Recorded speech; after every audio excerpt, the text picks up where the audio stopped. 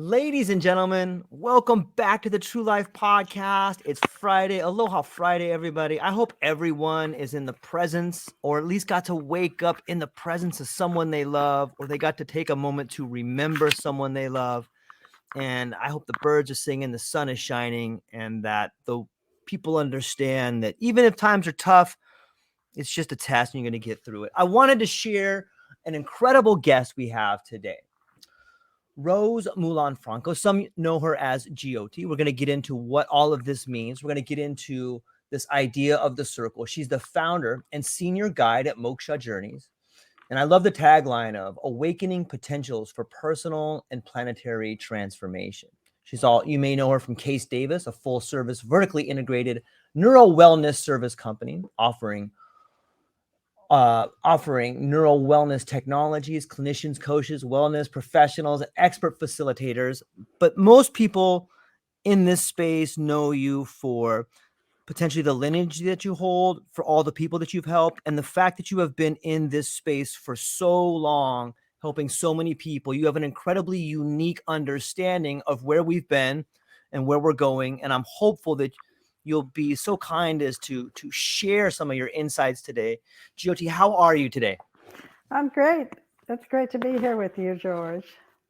The pleasure is all mine. I spoke with our mutual friend Prema, and it was just amazing to get to speak to someone who was not only knowledgeable, but very passionate and caring about what he's doing. And when I spoke to him, I saw his face flush when he brought up your name. And so I was like, okay, if this gentleman has so much passion, I have to speak with the person with whom he has so much passion for. So I thought that maybe a good place to begin would be at the beginning. Maybe you could fill people in about who you are and a bit of an origin story. Sure. Well, like a lot of people, I was born in a different state of awareness, and I was the only one in my family with that experience. And so, as a child, you don't know that other people don't know the things that you see and that you think are normal. So it took time to make that realization and to learn to, don't scare people and don't try to tell them, that there's invisible beings around us all the time and they're friendly or they're distressed or, whatever my experience was. But I was born quite clairvoyant and clairaudient, so I could see and hear things of the spirit level in the physical world. People think, oh, we're here in the body in the physical, and then the spiritual's up here somewhere, and we got to get from here to there.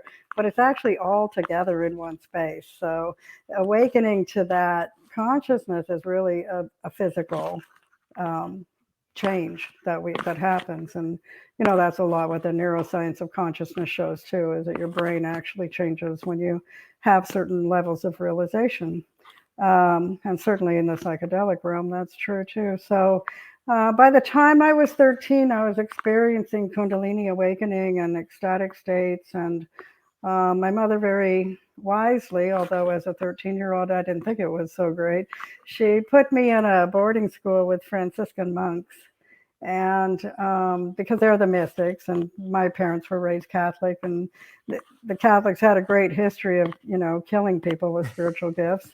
And so, or marginalizing them. I think she had an aunt who also had mystical abilities and was put in an asylum. And so she didn't really understand what was happening with me, but she understood that I needed a safe place. And so it wasn't until many years later that I appreciated very much what she did at that time. And they were quite liberal, and it was the late 60s, and the monks were long hair and beards. That's their tradition. And then they wore sandals and robes with ropes, ties, and, but they were into mysticism heavily. And that school, though it had a high academic standard, it also had uh, a serious commitment to help young people awaken to the mystical side of life and to spiritual experience. And so it was in that setting that I experienced my first psychedelic experience with, I believe it must have been San Pedro,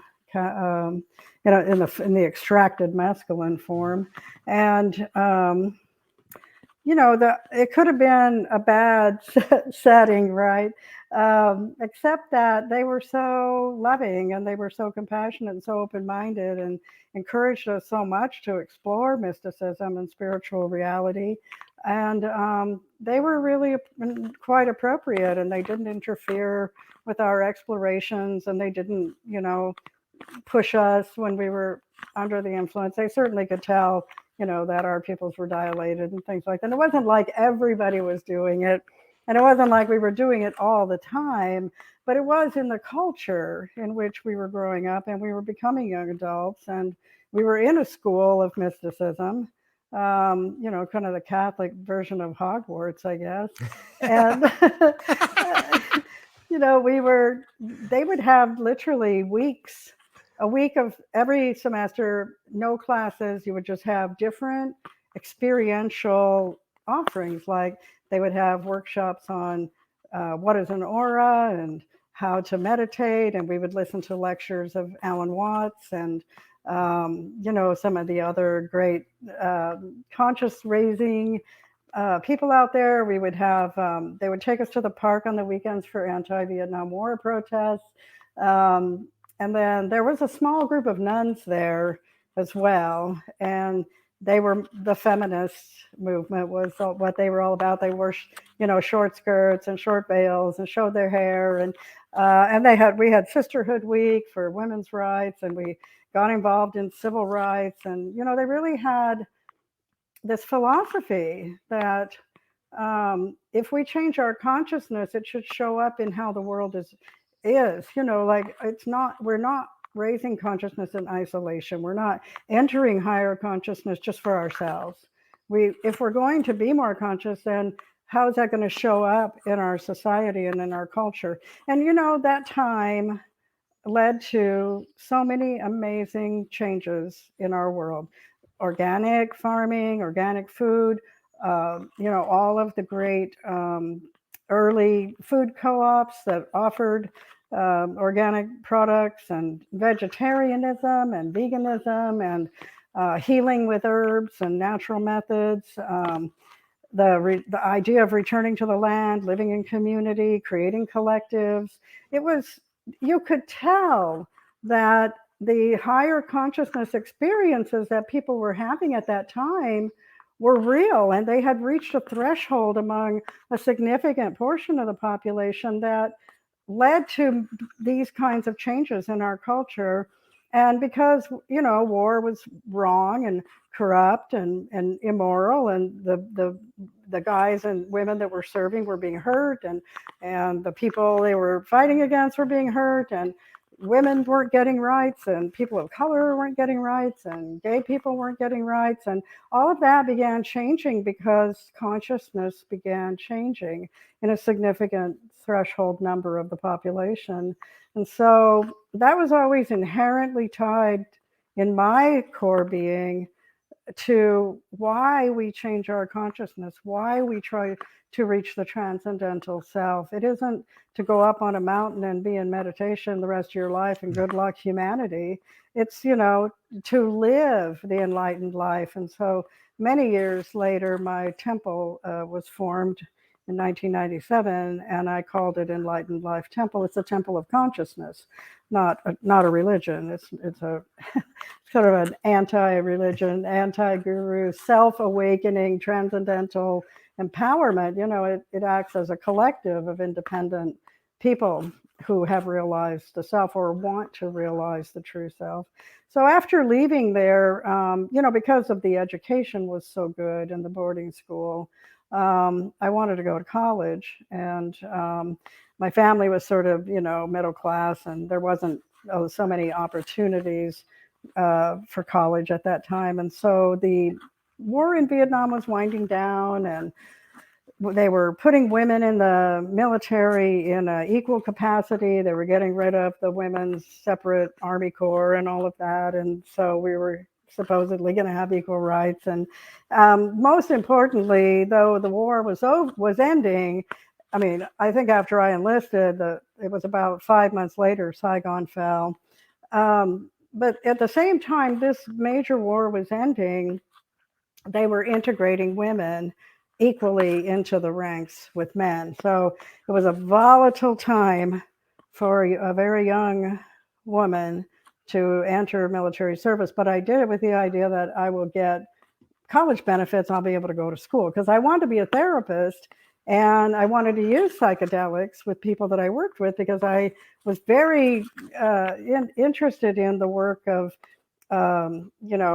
Richard Alpert and Timothy Leary and all of the great psychological research that was going on with the using psychedelics to help people therapeutically. And so, of course, by the time I graduated, it was illegal. They had made it illegal because, let's face it, the status quo that runs the government, the dualistic illusion, um, doesn't want people to reach higher consciousness. They'll be defeated if we all realize our unity. They're far better served if we're all against each other.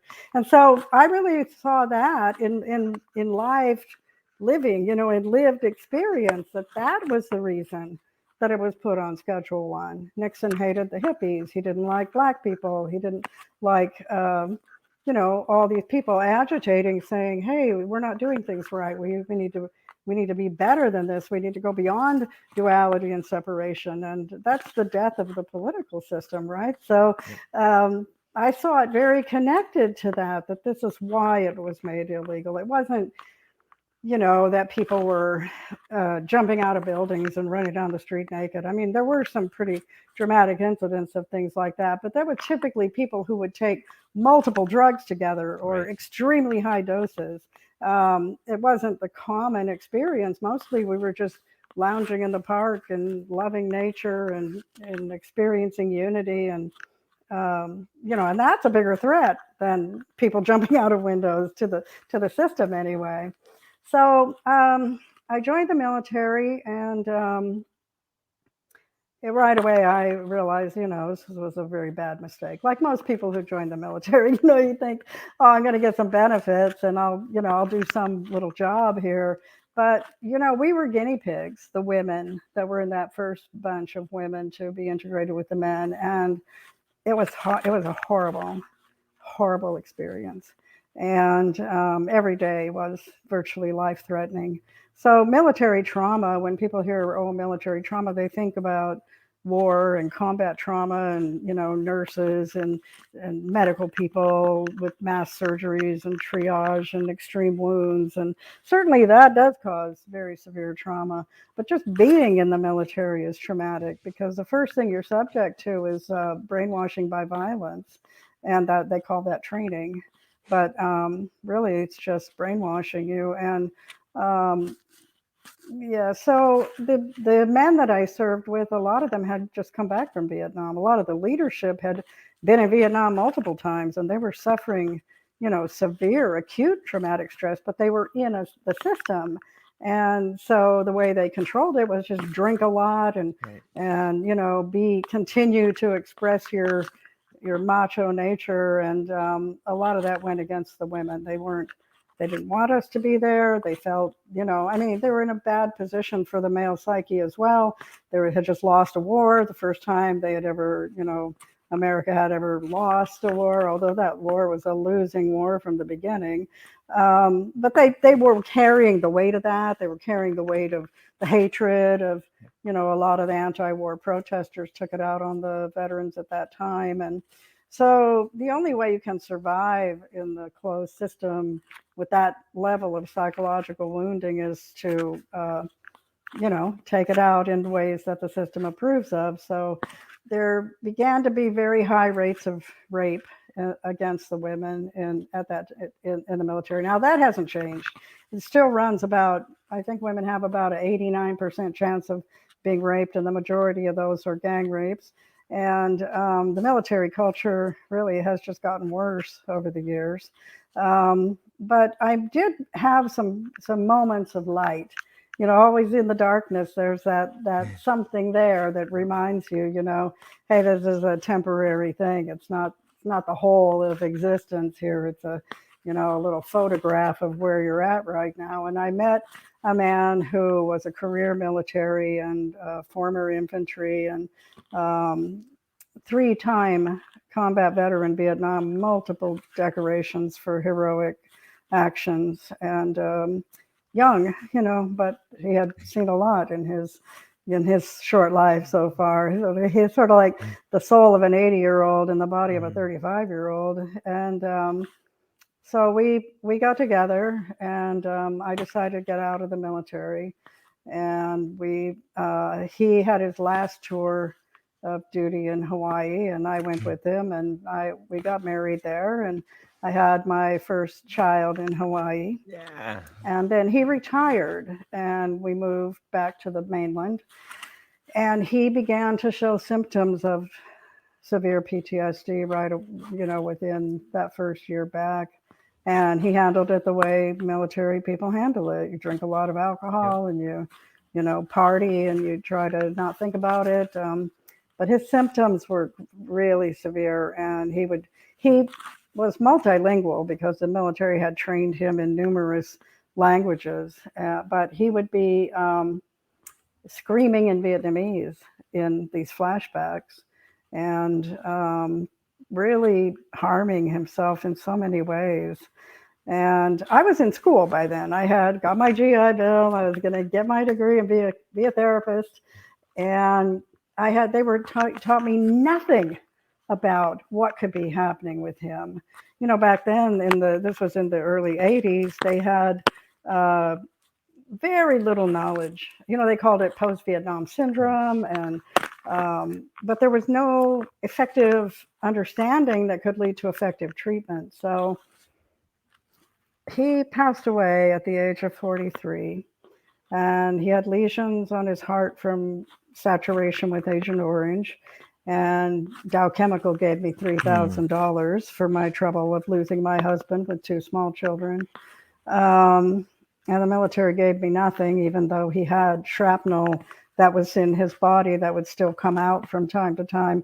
They said when the VA reviewed his records to see if there was compensation for that, they said, well, he could have had that shrapnel in his body before he ever went to Vietnam, right? Well, sure, that happens all the time, right? Yeah. So the system that entices you into the military and brainwashes you in the military abandons you as soon as you get out. The Veterans Administration is a lost cause. It's considered among experts to be the most corrupt bureaucracy in the whole of the government. I found out more about that because after he passed, I wanted to work with veterans. I wanted to stop whatever had killed him. I wanted to know more about it, and I wanted to do something to prevent it and prevent other families from suffering like we had suffered the loss of our loved one. And so I took a job at a little tiny office in a not great part of town that had a grant to help Vietnam vets. And I was still kind of finishing my college at that time, and that was really like being in a war zone of its own kind. It was really intense, but I persevered, and then soon the VA opened the Vet Center program, which was supposed to be very unique and separate from the VA and independent, and these little centers that would be located, and they would just help veterans with war-related trauma. And now, of course, they're not independent anymore. They're completely absorbed into the VA, and they're not anything like what we had in the beginning. But that was the most incredible experience of my life, the years that I worked in the Vet Center. There were hostage situations. There were suicide attempts right in front of me. There were guys who had attempted suicide by shooting themselves in the head, only to have it ricochet around and not kill them, with shattered skulls. And they'd come in, straight out of the hospital. The police would bring them to us, and there were, a million stories of a million different kinds of extreme traumatic incidents. And I began to get very, very deep into the world of treating traumatic stress at that time. I was a founding member of the International Society for Traumatic Stress Studies, and I was a founding board member for the International Society of Trauma Specialists, which at that time was trauma counselors, establishing criteria, learning from all the great experts of the day, and then I became ultimately an expert myself. I left the VA and opened my own center when I got my license. So I ran the Traumatic Stress Recovery Center in Austin, Texas for 15 years and had a full staff of therapists, and we treated every kind of trauma. And we also, I ran a critical incident response team that would show up within 24 hours of any critical incident, like mass shootings, earthquakes, disasters, anything. What if it was traumatic, we would be there. And I got a lot of recognition and trained a lot of people, and really feel like I was blessed, to contribute to the understanding of post-trauma and appropriate ways to treat it. In my practice with my clients, I would see them, go. I realized really early on, like, whatever I learned in school at that time wasn't really going to help them. And I remembered back to my time in the mystical immersion in the school, and it came to me one day that what I need to do here is surrender. And because that's what the great saints would do, right? Just surrender and trust the divine and see what happens. And I did, and it made a huge difference in the experience of the person I was working with. And so when I had my own center, I went even further into those kinds of explorations, and I specialized in non-ordinary states of awareness. I never forgot my own experiences with plant medicines and psychedelics.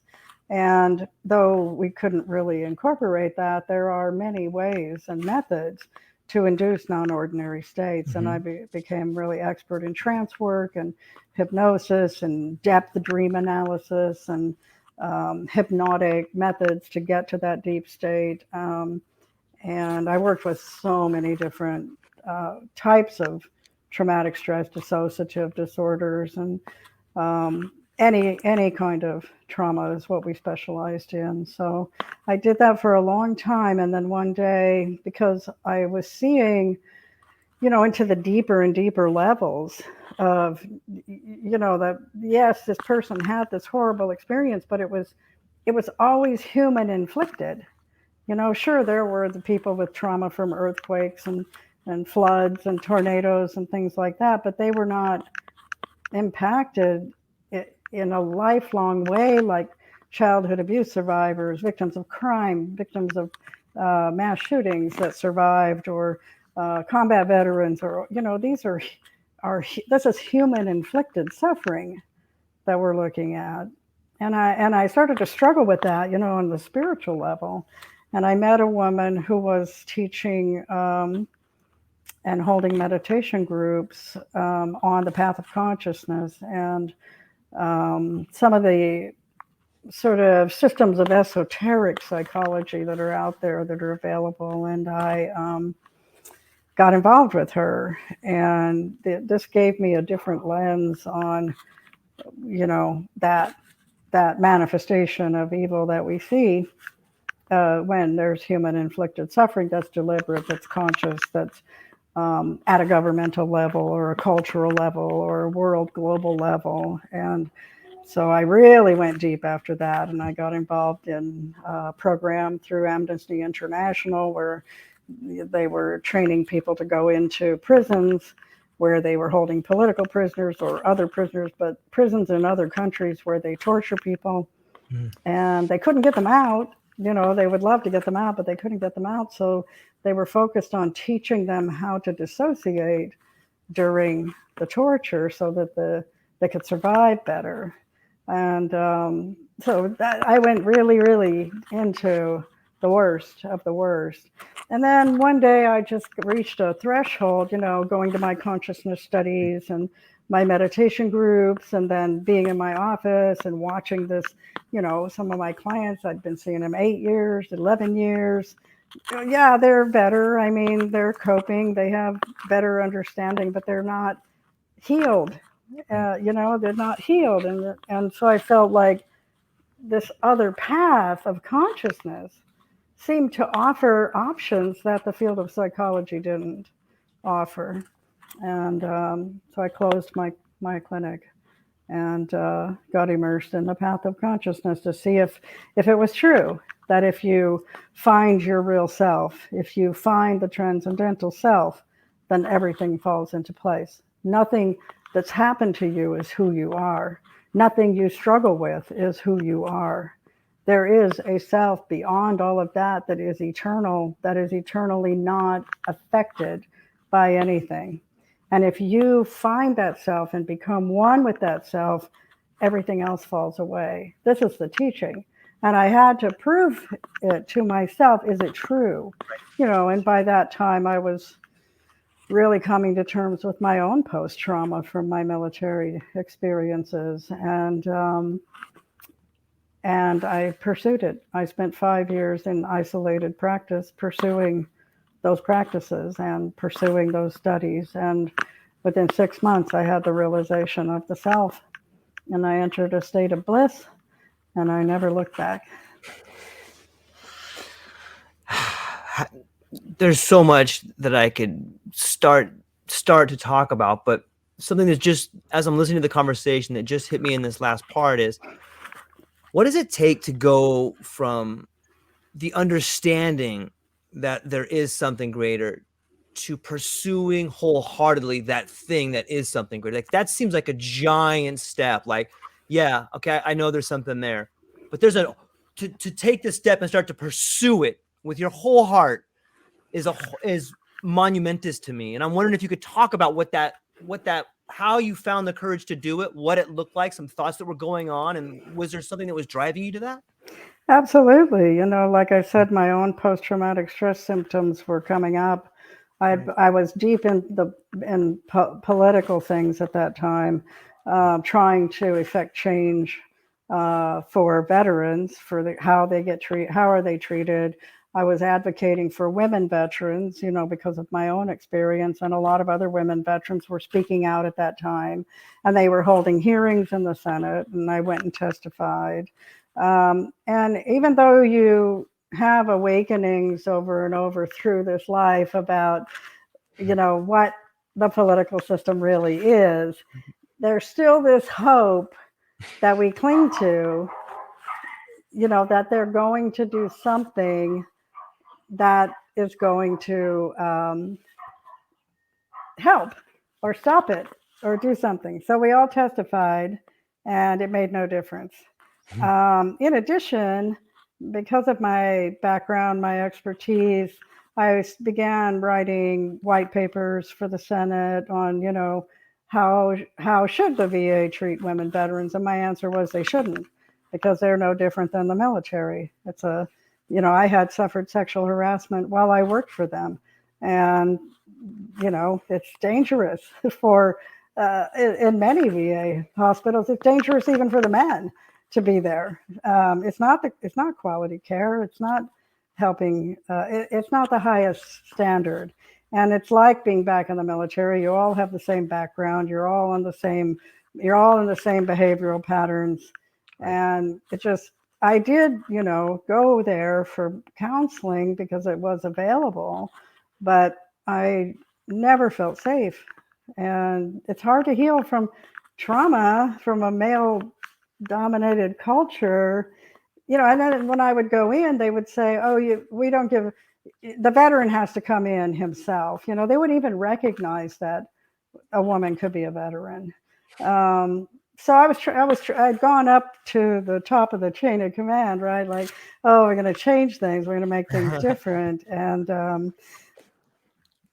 the reality was, you're not going to ever change it. You're not going to ever make it different. And I mean, maybe you will someday, but you have to think very carefully what that might take. And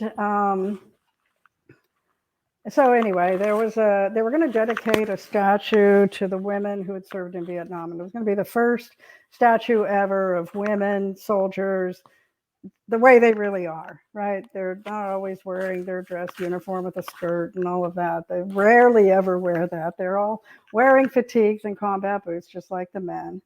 And they were going to be that, and they were going to be, representing the women that served in Vietnam. So I went.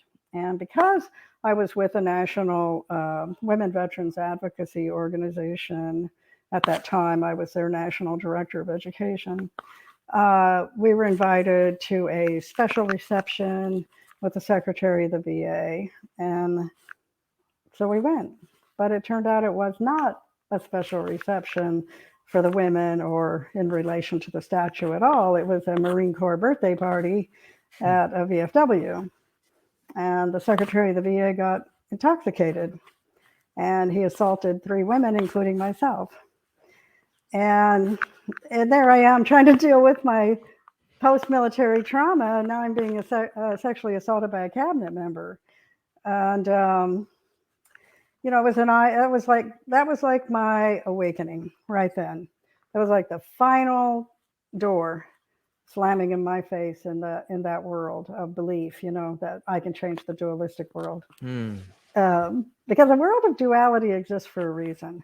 Like I didn't realize that at that time. I thought it's something we can actually work with. So I decided I'm not gonna just do this again. Go walk away and be told it's not a crime. There's nothing we can do.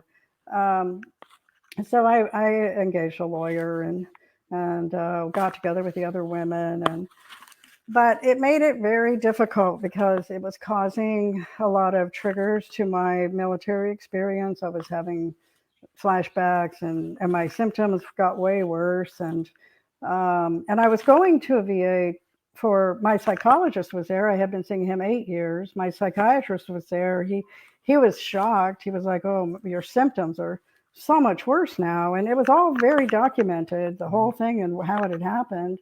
And then within a few weeks and needing care more than ever, I was stunned one day to go to my appointment with my psychologist and to have him say, "You don't have an appointment with me. You have to get out of here right now. I got to go." And he literally got up and grabbed his briefcase and was running down the hall, and I was running after him. I was saying, "I do have an appointment with you. Yes, I Where do. are you going?" And then he got in the elevator and the doors closed. And I'm like, "What happened?" And then I tried to find my psychiatrist. And when I got to the clinic there, they said he resigned. Well, then I found out that the secretary of the VA, who was behind all of this, he had gone in there and threatened my psychologist, which is how the VA runs. Again, it's the most corrupt bureaucracy on the planet. And he said, I found out that he had told him the psychologist was very close to his retirement in the VA system. Right. And he was a Black man, and he had fought hard to get to that point. And he told him, "You stop seeing her or you're fired. You lose your retirement and everything." And then he tried to tell the psychiatrist the same thing. "Stop seeing her. I don't want to hear about it. I don't want any documentation about this." And the psychiatrist said, "This is completely unethical. I quit." Good. And then he ended up giving me a letter, for my case. So needless to say, it was not possible for me to continue my practice, my therapy practice. And neither did I want to, because I felt like this isn't helping. This isn't helping anyone. It maybe is helping them week to week, Right. but it isn't changing their lives. And besides, I had gone so far down this path of study of who we are and this quest for the transcendent self that I said, that's it.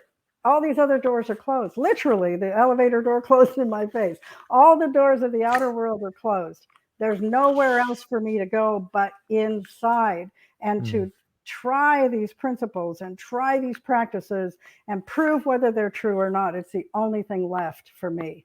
And I closed down everything and I went home and I set up an altar in my bedroom and I began to practice. And I said, "I don't care how long it takes. The key to everything is surrender. I don't know what I'm doing. My life is a mess. My emotions are a mess. I lost all help that I ever had, and there's only one help, and it's inside of me somewhere, and I have to sit here until I get it. So that was my motivation to devote myself like that, which most people, I don't know, it's not easy, like Mm-mm. I still had, I was a single mom because I was a widow, and my children were in high school, and I still had responsibilities to them. But this path says, if you are in dead earnest, if you are willing to give up everything in order to attain this one thing that could be the solution to all of that, then you will find it. And it's very hard for people to do Yeah. that. It wasn't hard for me because honestly, I'd had enough. There was nothing else. I felt there was nothing else for me. And I think the fact that I had that strong mystical current running in my being this whole entire time, and all the spiritual things I had witnessed in my clinic all those years, that I had a faith that somehow something would keep me going, and that we would be okay, and that I didn't have to figure it out, and I didn't have to have all the answers. And I just reached a place of total surrender, and that's what really allowed me to do it. That and the reality that there's nothing else. So that sitting every day, 7 or 8 hours a day, the meditation practices. I grew my own food. I rode my horses. I stayed in nature. I took psilocybin mushrooms from time to time, and I began to have powerful spiritual experiences. And this is before all the neuroscience came out Right. about how these practices change your brain and change your neurochemistry. And that first realization that I had made a huge difference. But up to that point, of course, it wasn't easy. I still struggled. I still had anxiety. I still had depression and nightmares, and but yet I didn't want to take any medication. I lost all my treatment providers. I was nowhere.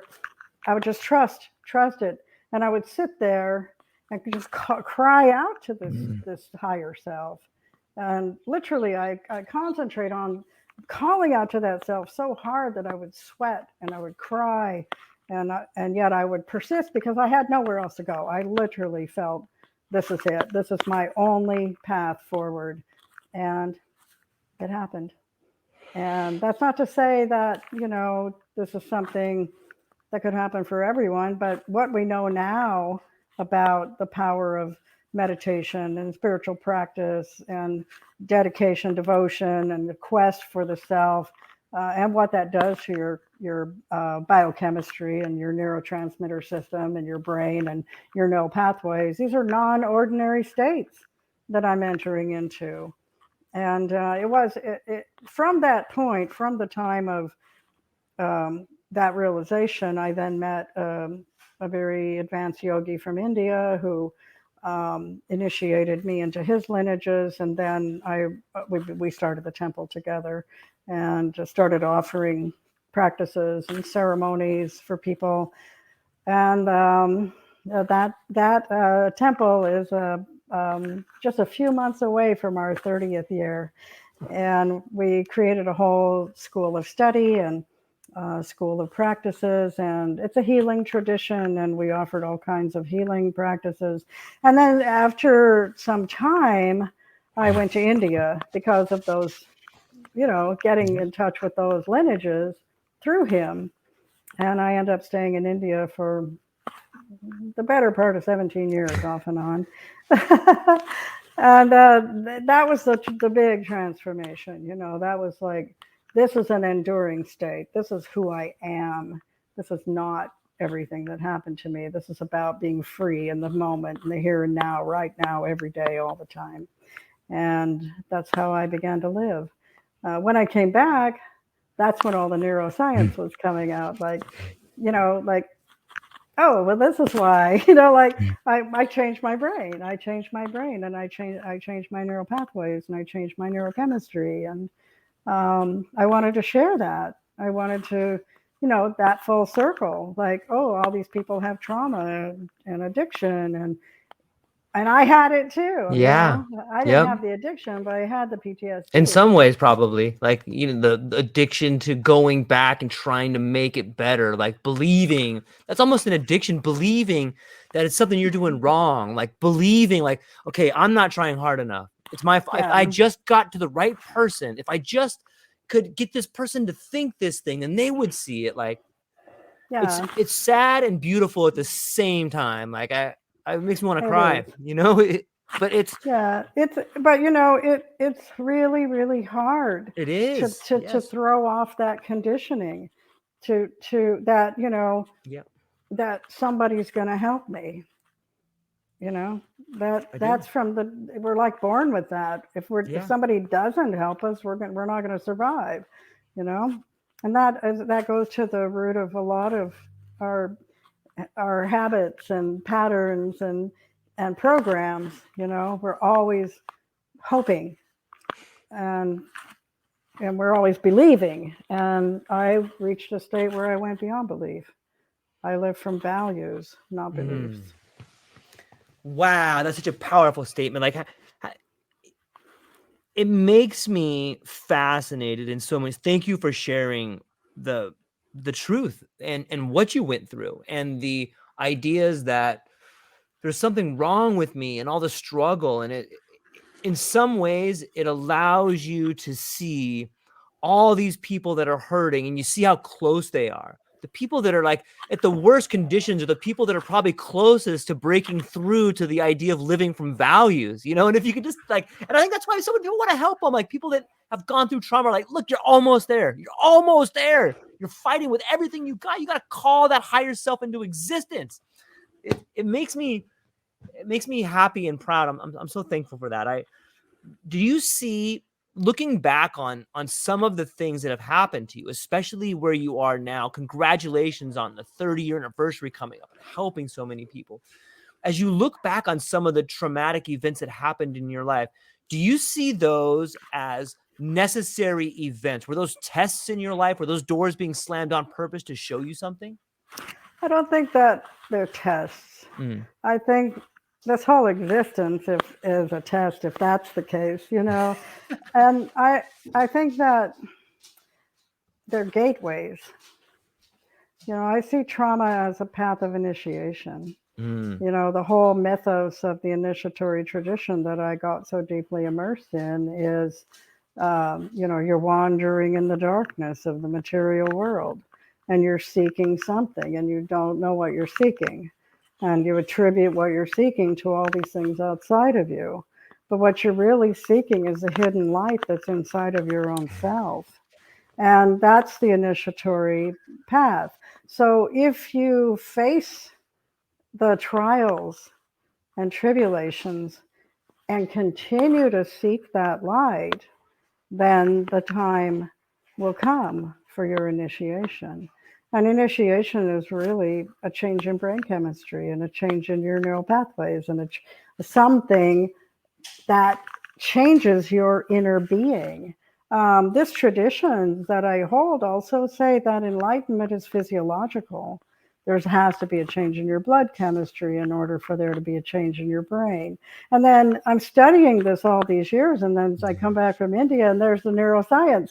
Well, look, all these people that meditate a long time, that follow a path of consciousness, their brains are different than other people's brains. And I was like, that's what happened to me. My brain is, I changed my brain, but it changes your reality. Mm.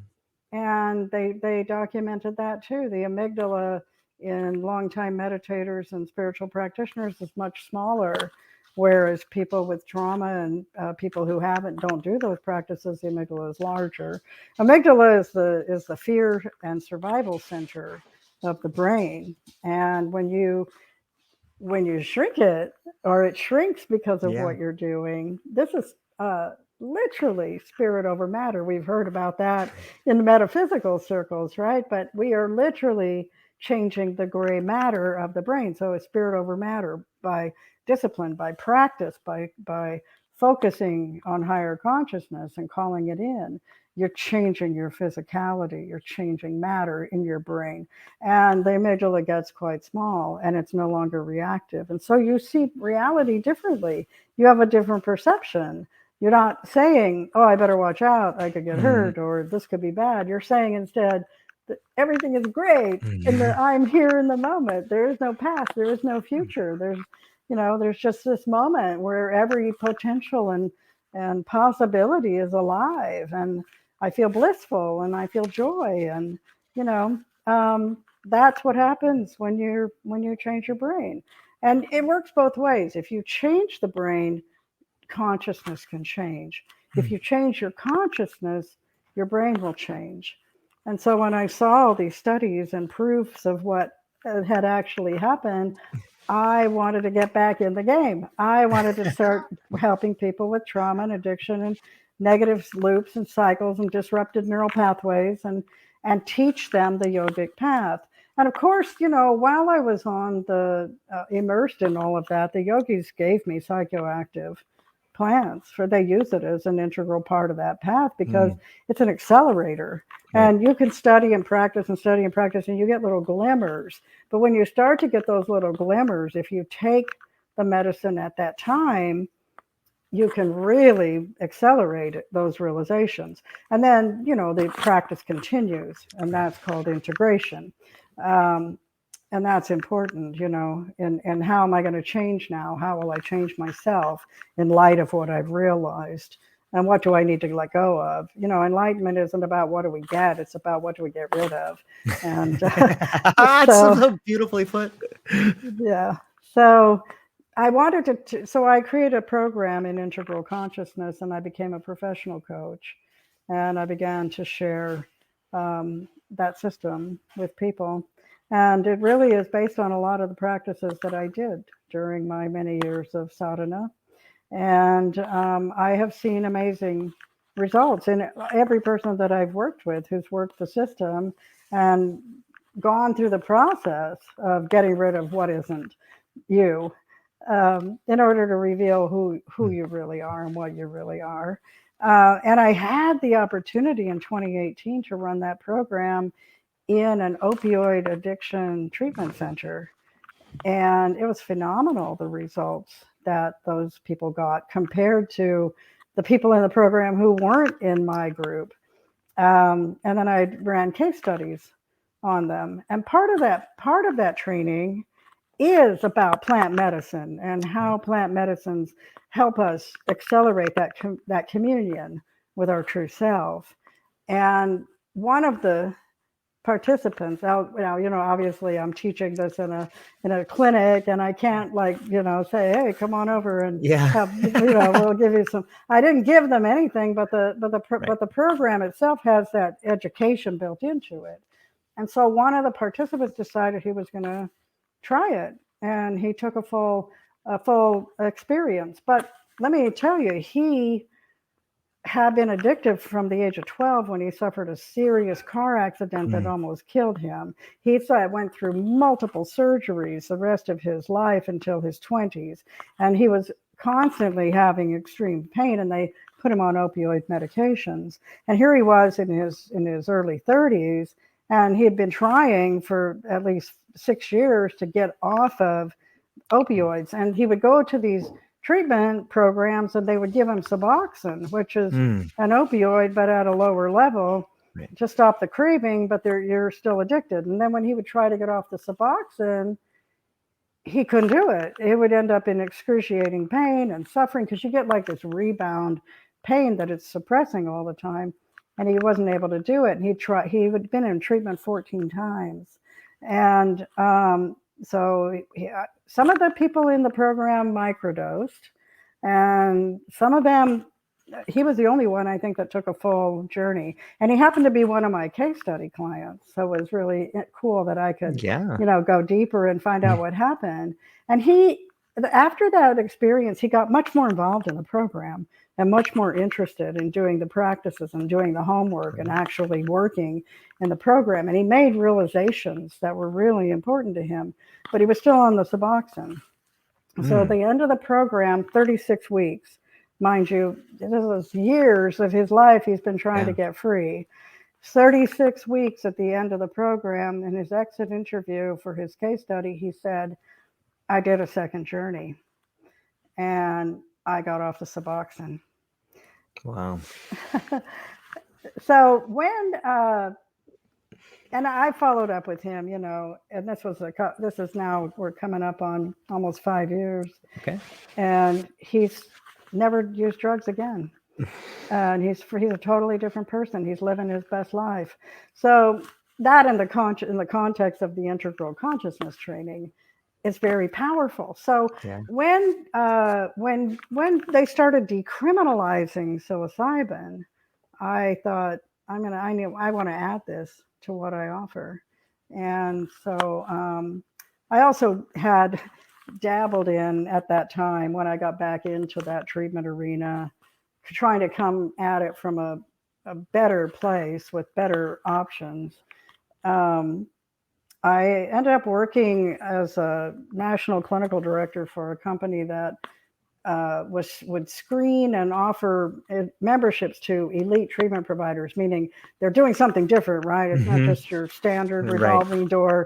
You come and get treatment a year later, come and get treatment again, a year later, come and get treatment again. The treatment doesn't work because nobody's getting to the core problem, which is the brain malfunction. And you got to reset, you have to repair that.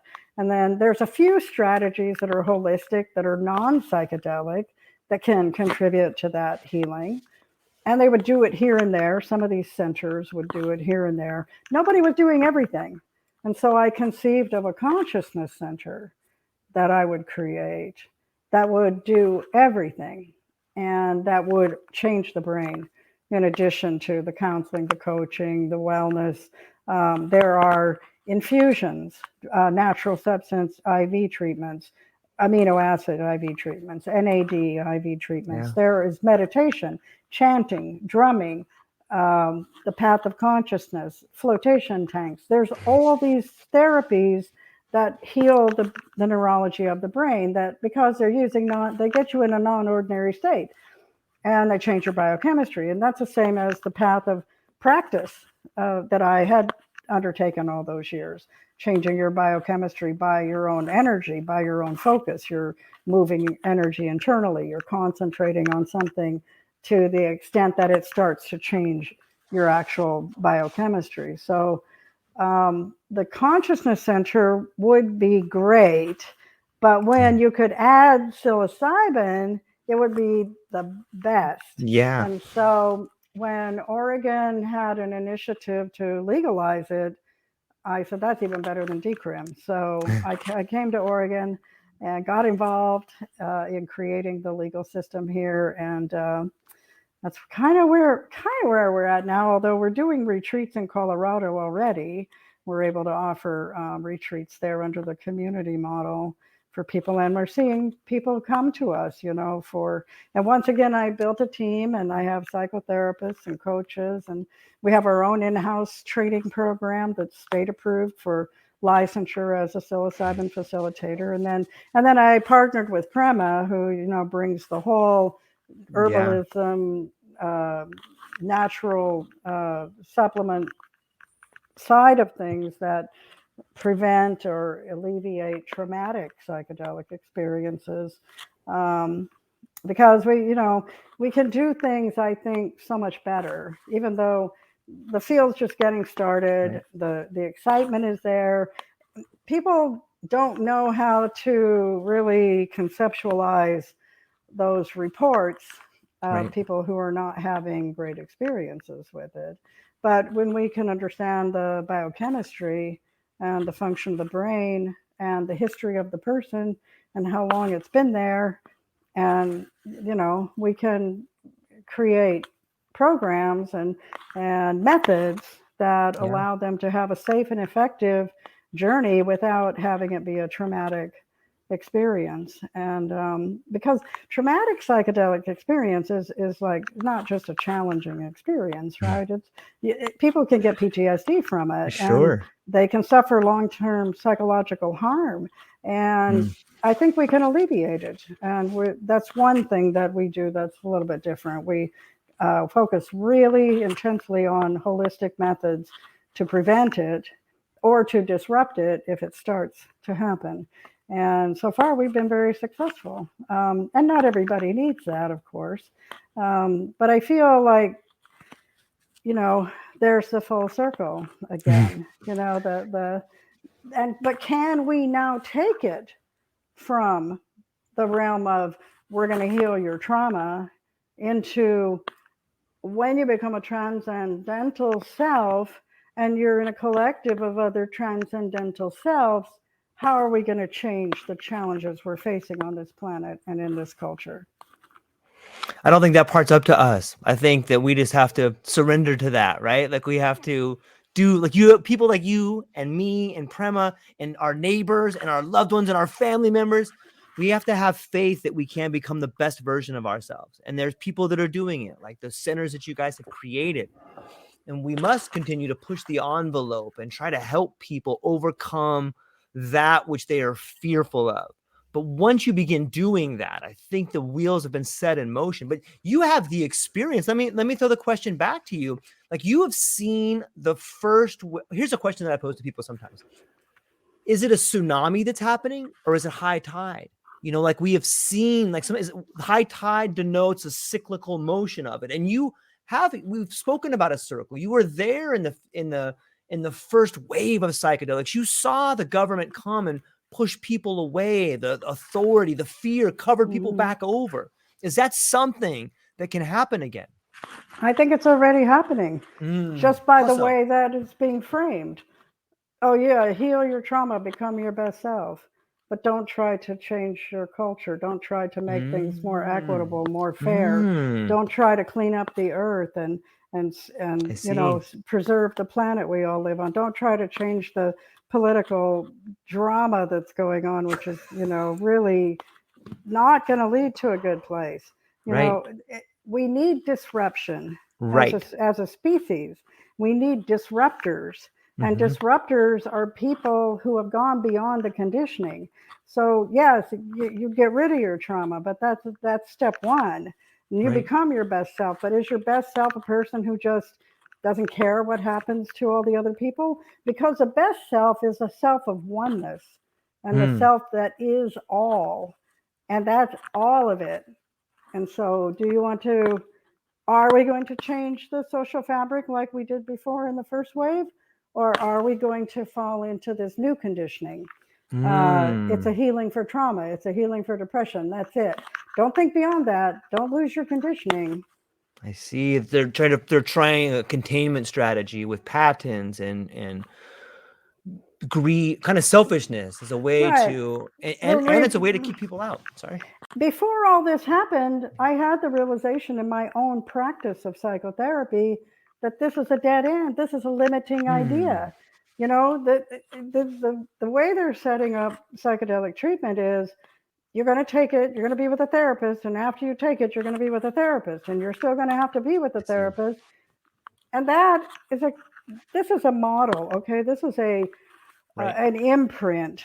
If you think about set and setting, we're talking about set being mindset. What is your mindset? Are you going to think, oh, I'm going to be in a spiritual place, and I'm going to be following my spiritual leader, and we're going to be having statues of different deities in the setting, and I'm going to be focused on that. That's your set. Well, what is a set if it's your psychotherapy? I'm wounded. I'm sick. I need help. I got hurt. I'm suffering in trauma. I'm dysfunctional. I need a therapist. I need a psychiatrist.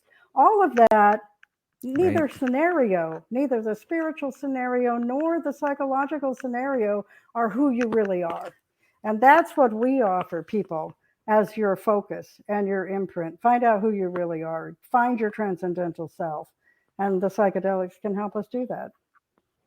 Yeah, You know, when we talk about fear and boundaries and psychedelics, it seems to me that plant medicines, and whether it's the fundamental changing of the brain or consciousness, and one does to the other, as we were talking about earlier, doesn't that process, the people that truly make that transformation where it changes their brain, it changes their consciousness, aren't those people going to become natural disruptors and try and break down the boundaries and spread this message of, look, this is the wrong way, dang it, we're not doing it anymore, we're doing it this way, and I'm not afraid of you?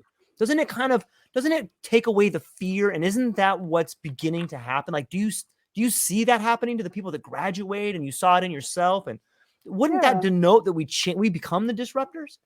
absolutely. Fear is power.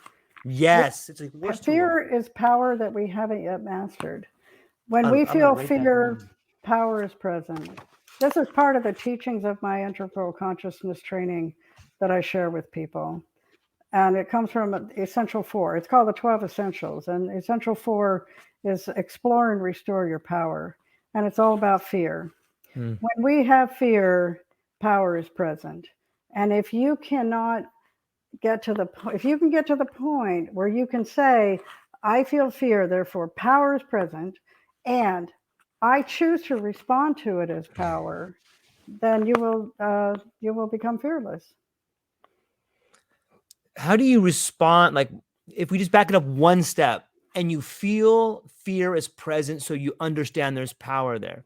Fear. When I feel fear, Yeah. power is present. When I feel fear, power is present. Yeah.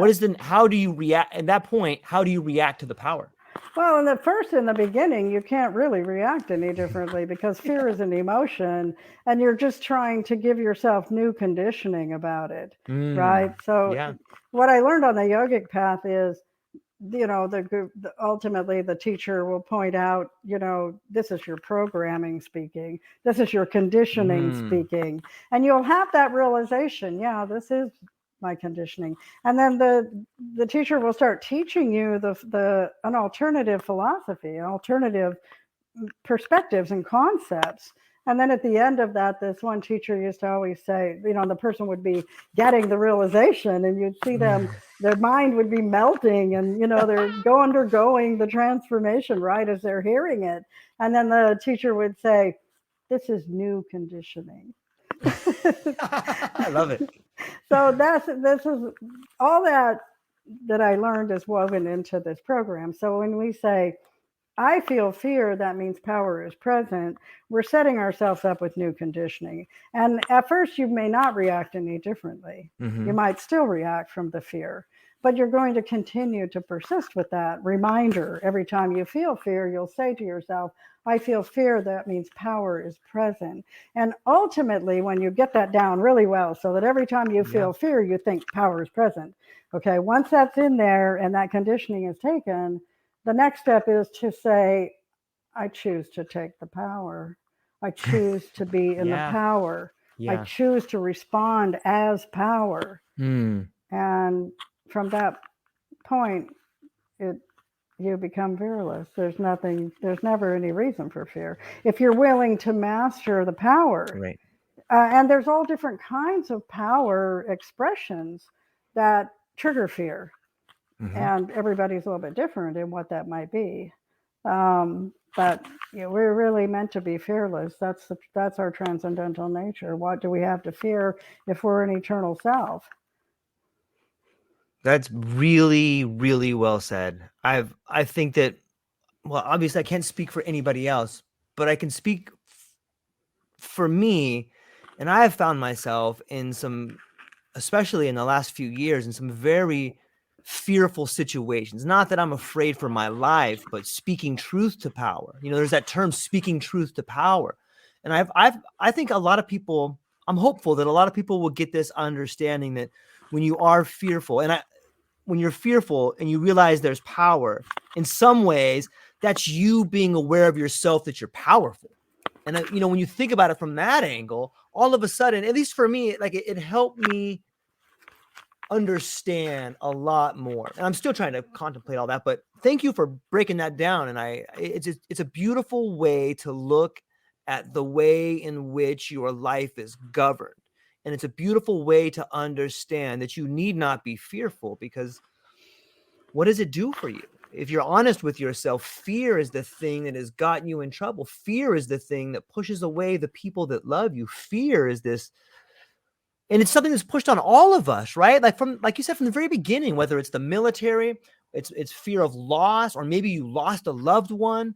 Like, this idea of our relationship with fear is something that we're never taught in school. You don't hear kids going to school and learning about how to deal with fear. The school is run with fear. Yes, conditioning, right? Conditioning. The conditioning starts from a very young age. Mm. You know, you better listen to that adult because you're small and they're big. And you can't wear what you want because you're not in control of your own will. And then, you know, and some of this is obviously helpful, right? We don't want children to just be unprotected. But for parents to use their power wisely with children requires them to be fearless themselves, and they're not. They have their own fears. And then that becomes part of the conditioning. And then the child goes to school, and now you will sit down and you will do this, or I'll send you somewhere where you're going to get in trouble, or you're going to get punished, right? There's bigger adults than me that are going to terrorize you. Okay, so now you become fearful every time power is present. Power comes to mean an authority figure or a consequence or whatever it is. It's not the healthiest way to cultivate, confident, empowered human beings, but it is our system.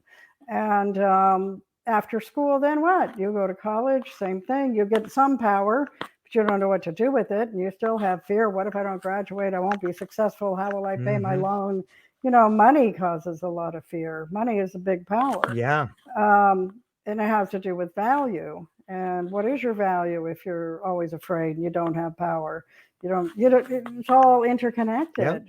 And then you get a job, and now you got to feed yourself and pay your rent, and your boss holds the power over that. And you know, what if something happens, or you try to start your own company, and you're afraid to, you know, like there's so many fears that can happen in the process of creating your own business. But are you, you know, it just affects us. And it affects even our relationship with the psychedelics. I have so many clients that come for the plant therapy. They have tremendous fear about losing control. Well, the reality is we're not in control anyway. You know, we're never in control. Anything could happen any minute. Everything is possible in this dynamic flow of consciousness we're living in.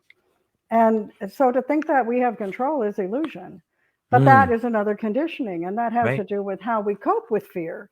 We cope with fear by being in control and making sure we don't get in a fearful situation. And then the plant medicine comes along and says, hey, I'm going to hijack your brain. How do you feel about that?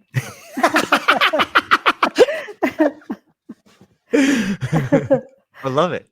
So, you know, you need to understand this is a power. The plant has a power. It's a power you haven't yet mastered. But if you relax and surrender and trust the journey and trust yourself, your real self, not your conditioned self, then you'll discover that you can master that power and you can gain a lot of benefit from it. And then you'll be fearless, at least in regard to that. It's so well put. I heard a story a while back. I was listening to this interview between Terence McKenna and Ram Dass, and I want to share it with you. You probably already know it, but they were talking about the wave of psychedelic transformation that happened. And I'll premise it with that. I'll tell you the story and then I'll get your reaction to it. So the story was something along the lines of, it's a fictional story about a warlord general in Southeast Asia. And he's just sweeping through the countryside, and he is just murderous. And the only real rebellion that has the courage to stand up to him is this idea of faith in some of the Buddhist monks in the ashram. And so he has made it crystal clear that he is going to send a message, and he brutally just hangs them and just brutally ruins them so that people can see this is the wrong thing. And as his story is growing bigger and bigger, and he's making his way through the countryside, he comes into this town where he's met by the leaders, and they say, oh, great warlord, every monk has fled to the hills except one.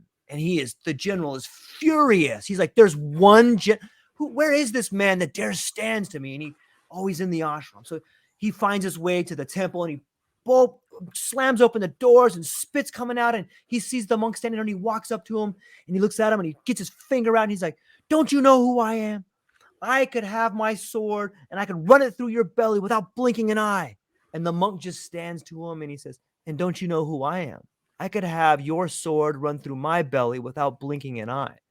And in that conversation, there was like this pause between them. And as Ram Dass is telling Terence McKenna says, well, that seems a lot like what happened to us. When the man with the gun came, we ran for the hills. So I guess my question to you is, do you see that is a little bit of what happened? The authority came on that last wave. What do you think about that exchange in that story? It goes to the root fear of every human, every sentient human, which is the fear of death. And, the path of consciousness is the path of realizing all illusions. And death isn't just the biggest illusion, I guess, is the way we could put it. If you identify as the body and not the embodiment, then you're naturally going to feel like I'm losing everything I have. But if you know that you're an eternal consciousness and consciousness never ends, and you can re-embody if you want, or you can be free from all this drama, then there's nothing to fear. You have the power. And that's what that monk is expressing. You have the power. And this is the thing that those in power in government fear, is that we will become fearless and empowered and realize there's no reason for us to fear anything, and especially each other. Right. Like right now, the political machines have really worked hard to get to this threshold in our society where people literally hate each other and fear each other. Yep. And this is, we know where this leads historically. This is going to lead to the complete destruction of the constitutional country that was created, as a vision of something greater, something better, and end in the reestablishment of tyranny, which seems to be the cycle of human history. But those in power in those levels do work very hard to keep people in the fear conditioning and keep people under the threat of death and sickness and differences and loss and all the bad things that are going to happen if you don't join one cult or the other. It's called brainwashing or psychological operations, if you understand the real background of it. And it's a deliberate conscious act. And that's the nature of what we're faced with. And because this country was set up to be run by the people, and the people are now completely at war with each other, and so the politicians and those with the financial means are the ones that are just orchestrating everything. So the psychedelic renaissance comes into this context. It comes in this context, and at a time when the earth is going to be suffering some pretty great changes itself that are going to affect human life, maybe even get rid of the human species altogether. And we don't have power, we have fear. So yes, get it's okay to take psychedelics to help get rid of your trauma and help you move beyond the pain or the suffering that you're in. And if that's it, then you're still in the machine, because there's liberation is way beyond that. And for us to reach a collective threshold of conscious liberation is really what it's going to take. And I think we start with where we're at, right? And we work with what's in front of us. But I do think that we need to begin to introduce bigger concepts into this picture, which is what we're doing through moksha journeys. And we called it moksha journeys because we're after actual real liberation, and liberation from your conditioned state, liberation into the oneness and the reality, the true reality, and not the illusion. So I don't see it as something that, we're just going to snap our fingers and now we're all there, you know. But we have to be willing to look objectively at every context in which the psychedelic experience is presented. Is it going to be limited to my vacation retreat that I'm going to go have, that I'm going to get this experience and now go back to my worldly way of, not living sustainably, not caring about the earth, not caring about my neighbors because they belong to the other political party? Or am I going to go to psychotherapy and do it to try to heal myself and still be the struggling self on the other side? Or is anyone going to open the door to say, look, you can be liberated way beyond that? And that's what Moksha Journeys is here to do. I love that. When we talk about moksha journeys or moksha medicine, or we talk about cycles, I'm often reminded, I love the name of your company, and I'm often reminded of the worlds in which Aldous Huxley has painted for us. And if you look at his work as a cycle, you go from the perennial philosophy to the doors of reception to Brave New World to the island. And in some ways, he's painted a cycle for us of what things can be like. Let's look at disassociatives in the world of Brave New World. Here's this disassociative that allows you to get up and go do these silly things, or continue to live this horrible life you hate. As long as you take this medicine, you feel better for a little bit, and you can go back and repeat this same pattern of living a life that's not even worth living at times because it's not your authentic self. And then later in his life, he comes to this realization, like, what about the island? What about this world in which there's rites of passages that young kids climb this mountain and sit with their mentors and sit in this church and understand this magical mystery and the gifts they have, where they're given the time to contemplate how beautiful they are and how they can change the world. And I think that, that's the moksha medicine. And I believe wholeheartedly that we can create that system. In fact, we must create that system, because the alternative to that system is something I'm fighting against every day of my life. I dislike the way in which my mom, my sister, my brothers, my son, my wife, I despise it. I despise the fact that there's this system of fear put in place to push people down. It makes me really upset. I'm sorry I'm venting right here, but it makes me mad, and I'm not going to take it. I fight all the time, and I hope that on some level people are inspired by that, because everyone can be better.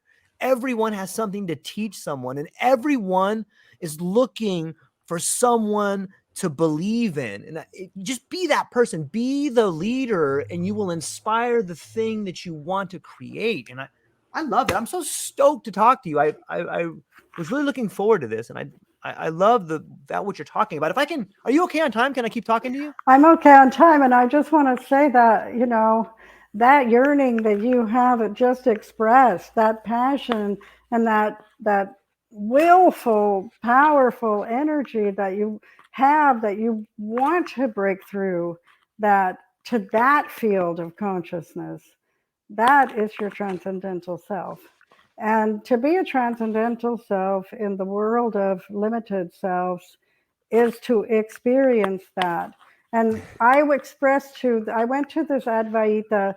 Advaita means non-duality, and I went to this satsang with this very famous Advaita sage in Mumbai, India, and I was pretty much in this, had transferred my identity a lot at that point, and a friend asked me to go with her. And so I listened to him talk, and they said, if you're new, you sit in the front. And so if you've never been here, so I was in the front. And they said he always talks to the people in front first, the new people. And so his standard question that he asked everybody, he asked me, he said, what are you seeking? And I said, I'm seeking nothing. My friend invited me and I came. And he asked another couple of questions, and then he realized oh, you've already attained a certain level, of awareness and comfort in that awareness. And so he said, is there anything you'd like to ask me or anything you'd like to talk about? And I said, the one thing that I have is that I get frustrated by being in this place and wanting to share that with others and wanting to see them also experience that place. And I see that is hard because, it's a process, and I didn't just get there overnight, and they're not going to just get there overnight. And maybe, but I feel frustrated by that, by, wanting to share it, like what you're expressing with your family. And he said, come with me. And he left the room, and I followed him, and he took me in a separate room, and he leaned close to me, and he said, the sage doesn't get involved with anything. And he said, frustration arises and it passes, and the sage doesn't get involved. And the sage doesn't get involved with anger. The anger arises and it's there, and then it's gone. And the sage just doesn't get involved. And something in not just what he was saying, but the transmission that he was giving me with it, it just melted that last attachment inside of myself to where I realized, okay, we're in a human embodiment, and emotional energy is part of that. And we have the power to witness it and not get involved. Thank you. It's fascinating. It's fascinating to think about. It's beautiful to think about at the same time. Let me think for a second here. Take your time. It's a lot. It's so simple. It's so simple, but it's so profoundly life-changing, some of these understandings.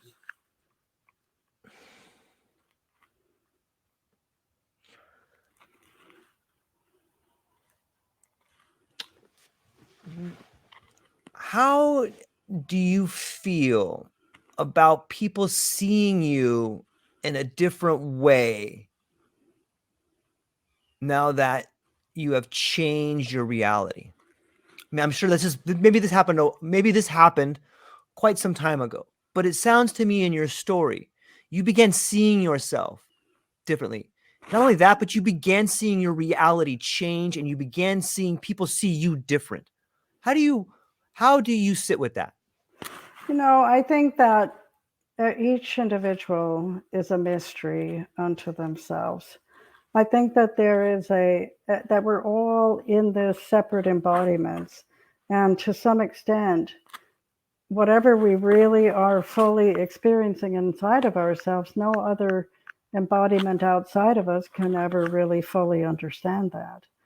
And so, to that extent, we can't expect understanding. And I came to the realization that, at this point, my purpose is to understand, not to be understood. And it doesn't matter, it doesn't matter. That, to bring understanding to others and to be able to embrace them for who they are. That's really what it's about in the long run. And another thing that I learned from my Advaita teacher, when you think about others, there are no others. There are no others. There's one living consciousness. And we can't even say we are all that, because there's no we. We can just say that is all there is. It's so soothing to think about that. It does take away the anger. How can you be mad? Like, how could you, maybe it doesn't take it away, but it helps you sit with it. It helps you. It arises. There's no doubt it arises. And because we're emotional beings, just because you reach the because you shift your identity to the transcendental identity, you don't stop being a human. This is a human capability. And if we don't fully embrace our human selves, we're missing the point. And so we are emotional in nature, and there's a reason for that. If we didn't have feelings and sensitivity, we wouldn't be able to place ourselves in that wholeness in a helpful manner, or in a way that allows us empathy. And empathy is the beginning of that feeling of oneness. Because why? Well, it's not sympathy, which is separation. Right. It's empathy. I feel what you feel, and of course, so we have to feel. It's in the feeling that we realize our oneness. It's not an intellectual idea. So feeling will arise. Emotions will arise.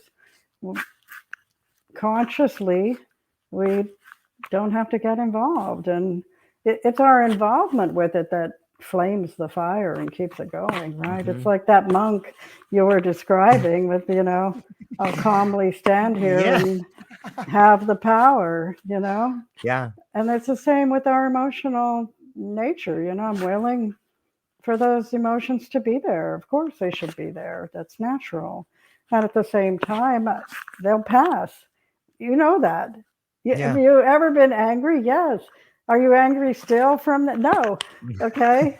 So it comes and goes, and don't get involved with that which is ever changing. Remain fixed on that which is eternal and enduring.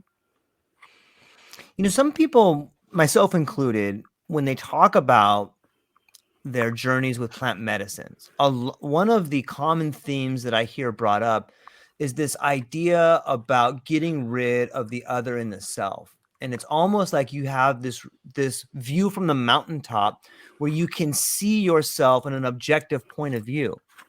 And I'm curious if that is something that not only happens that you try to is that also something you think can begin to happen naturally without the plant medicines after you've gone through that experiment multiple times? Yes, I experienced that without the medicines. Right. The plant medicines are like any other technique, right? If I chant mantra, chanting mantra for a certain period of time, I'm going to induce a non-ordinary state in my brain. If I practice pranayama, breathing exercises, at a certain point, I'm going to enter a non-ordinary state of awareness.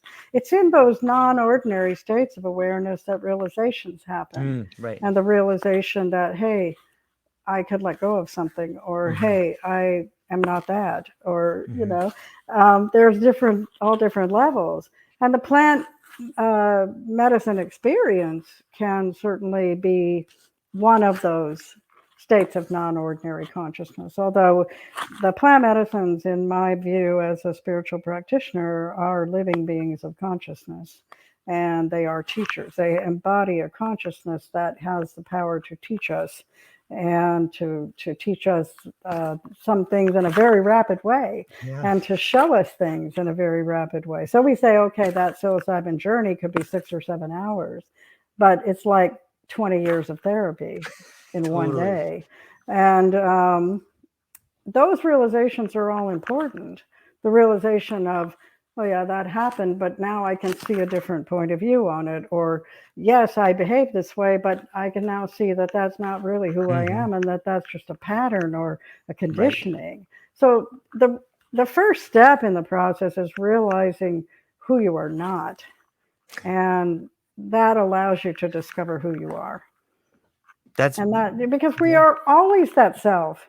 You're already the transcendental self, and we have moments of knowing that, and capability. Even in the face of trauma, we have capability to realize this is not the ultimate destiny of my life, and that's what keeps us going. The transcendental self is that impulse that drives us forward no matter how bad things are, that makes us seek the help, or seek something different, seek the next thing. That seeking, pushing. And we think that we're the one that's seeking the self, when the whole time the self is baiting us to be caught on its hook. Yeah. So because it's the owner of this life. That's the owner of this body and this mind and this psychology, these conditionings. That's the owner.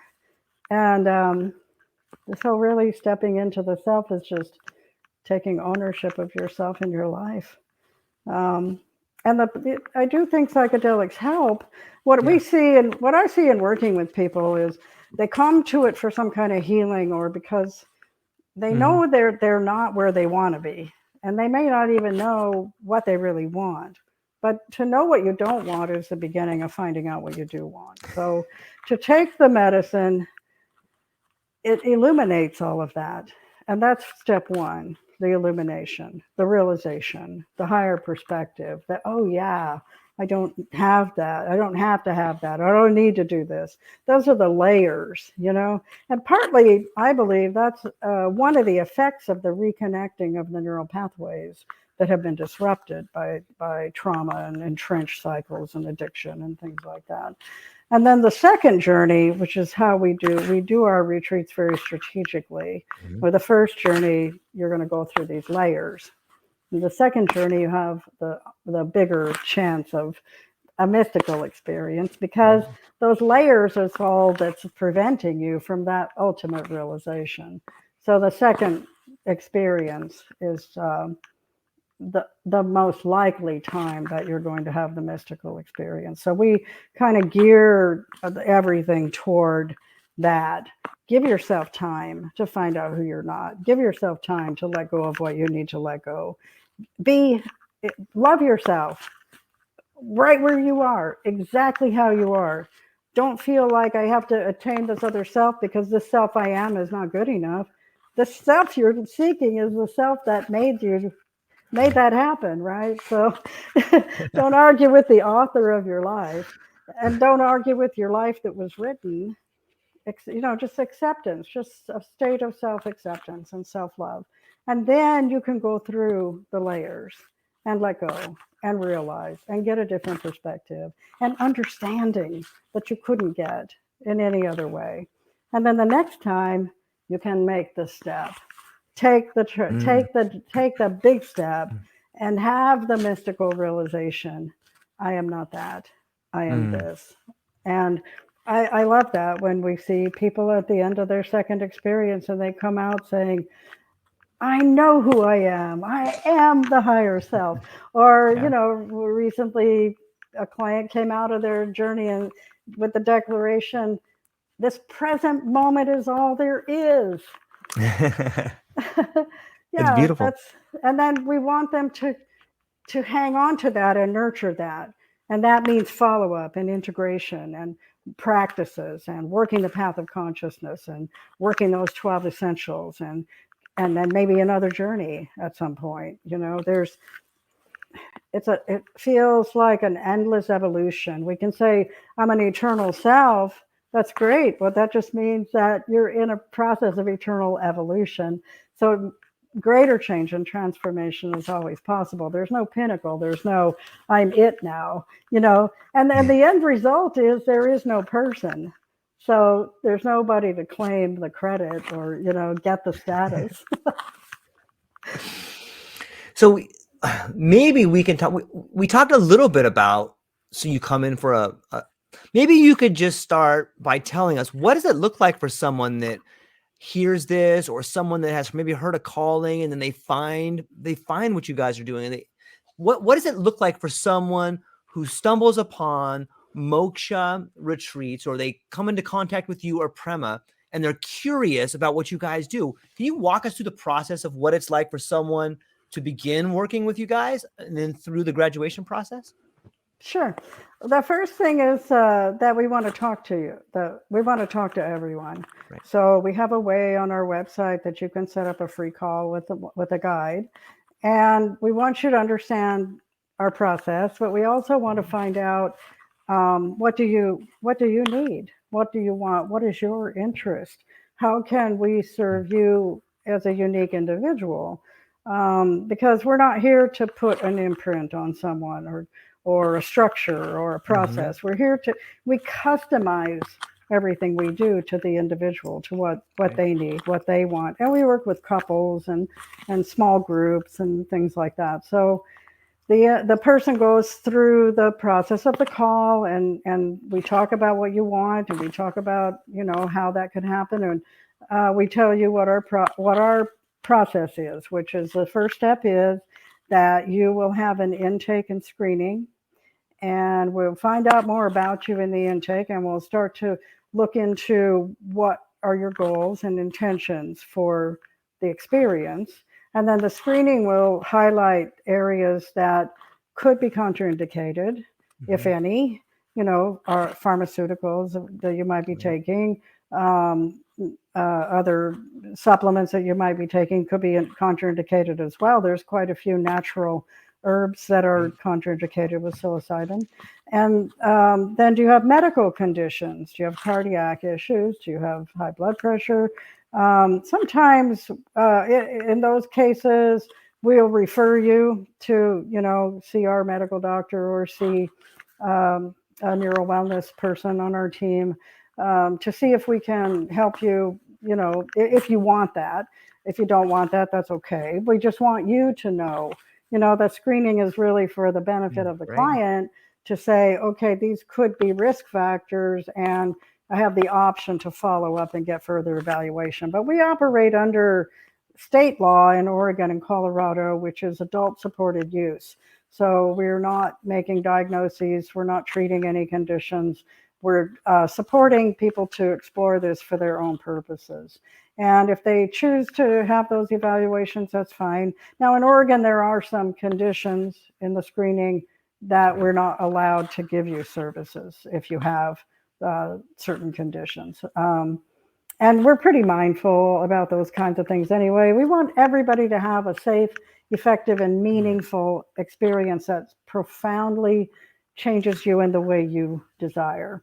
So after you pass the screening, then you have a preparation session. You get assigned guides. We do not have one guide per person. We have two guides for each person. This is Nice. this is a very intense process. The retreat is a very intense process. You're going to be in that journey all day. We don't want just one guide there and then you don't have anybody else. With the guides can relieve each other, Right. and it's helpful to have co-facilitators for this level of experience. And so we offer, all of our guides are different. You can choose who you want your guides to be, or we might recommend, you know, given what you're going for, what you want, this might be the guide for you. And then we partner them up. So both guides will take you through preparation. So you get to know them, they get to know you.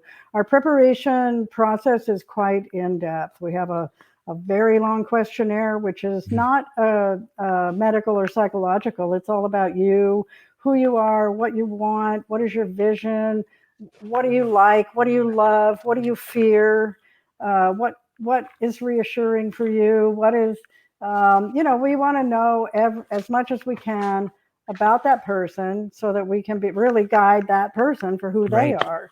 And then we help them to think about creating a sacred space for themselves and what that would look like. How could that sacred space reflect your intentions? And all of our guides are trained not only in professional psilocybin facilitation, but they're also trained in consciousness coaching. So they can bring a lot of skills to help people go deeper and really get to the root intention and not just land on a superficial intention. And then, you know, you don't really get as much as you can get from the journey. So everything's designed to help them go deeper. Then we send them that form and we say, take a week and keep working on this. Start keeping a journal right now. We Right. give a Smart. full preparation checklist. How are you going to prepare for your journey? What should you eat? What should you avoid? What should you do? What should you bring? We give them a whole checklist to follow. And then the second session is an education session where we teach them what will happen during the experience, because not knowing what's going to happen and then having a psychedelic experience Right. can cause trauma.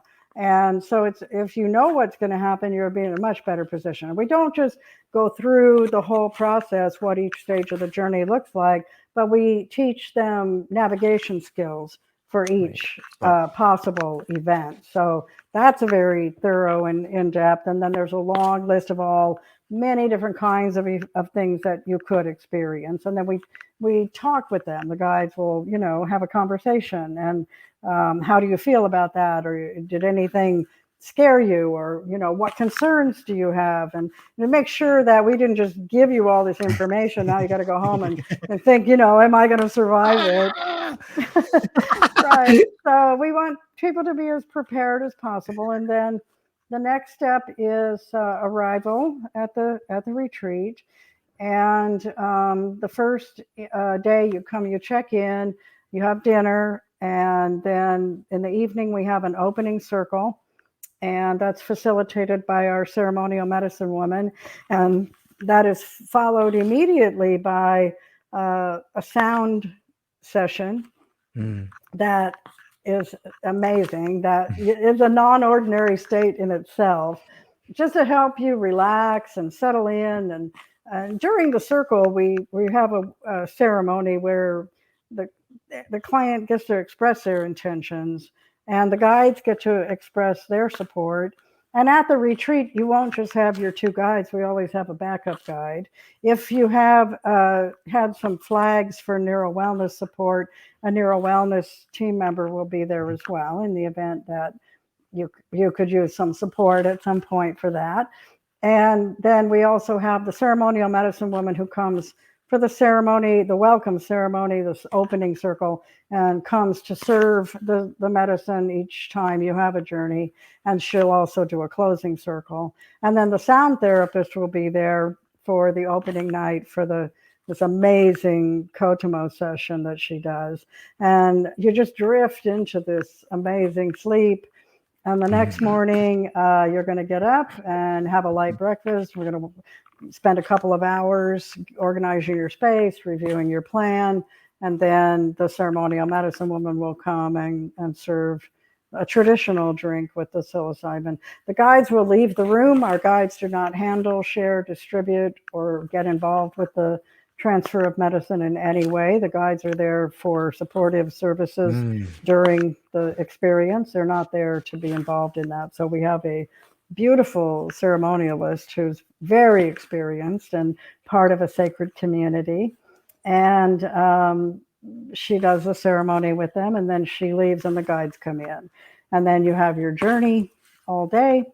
And at the end of the day, you come into plateau. We usually have locations that feature nature and hot tubs, and so you can really relax and just kind of drift into the evening. People are usually very tired. Psilocybin has a powerful effect on the brain. Your brain has been through a lot, and just like a baby is going to sleep a lot because their brain is making so many neural pathways, you're going to want to sleep that night.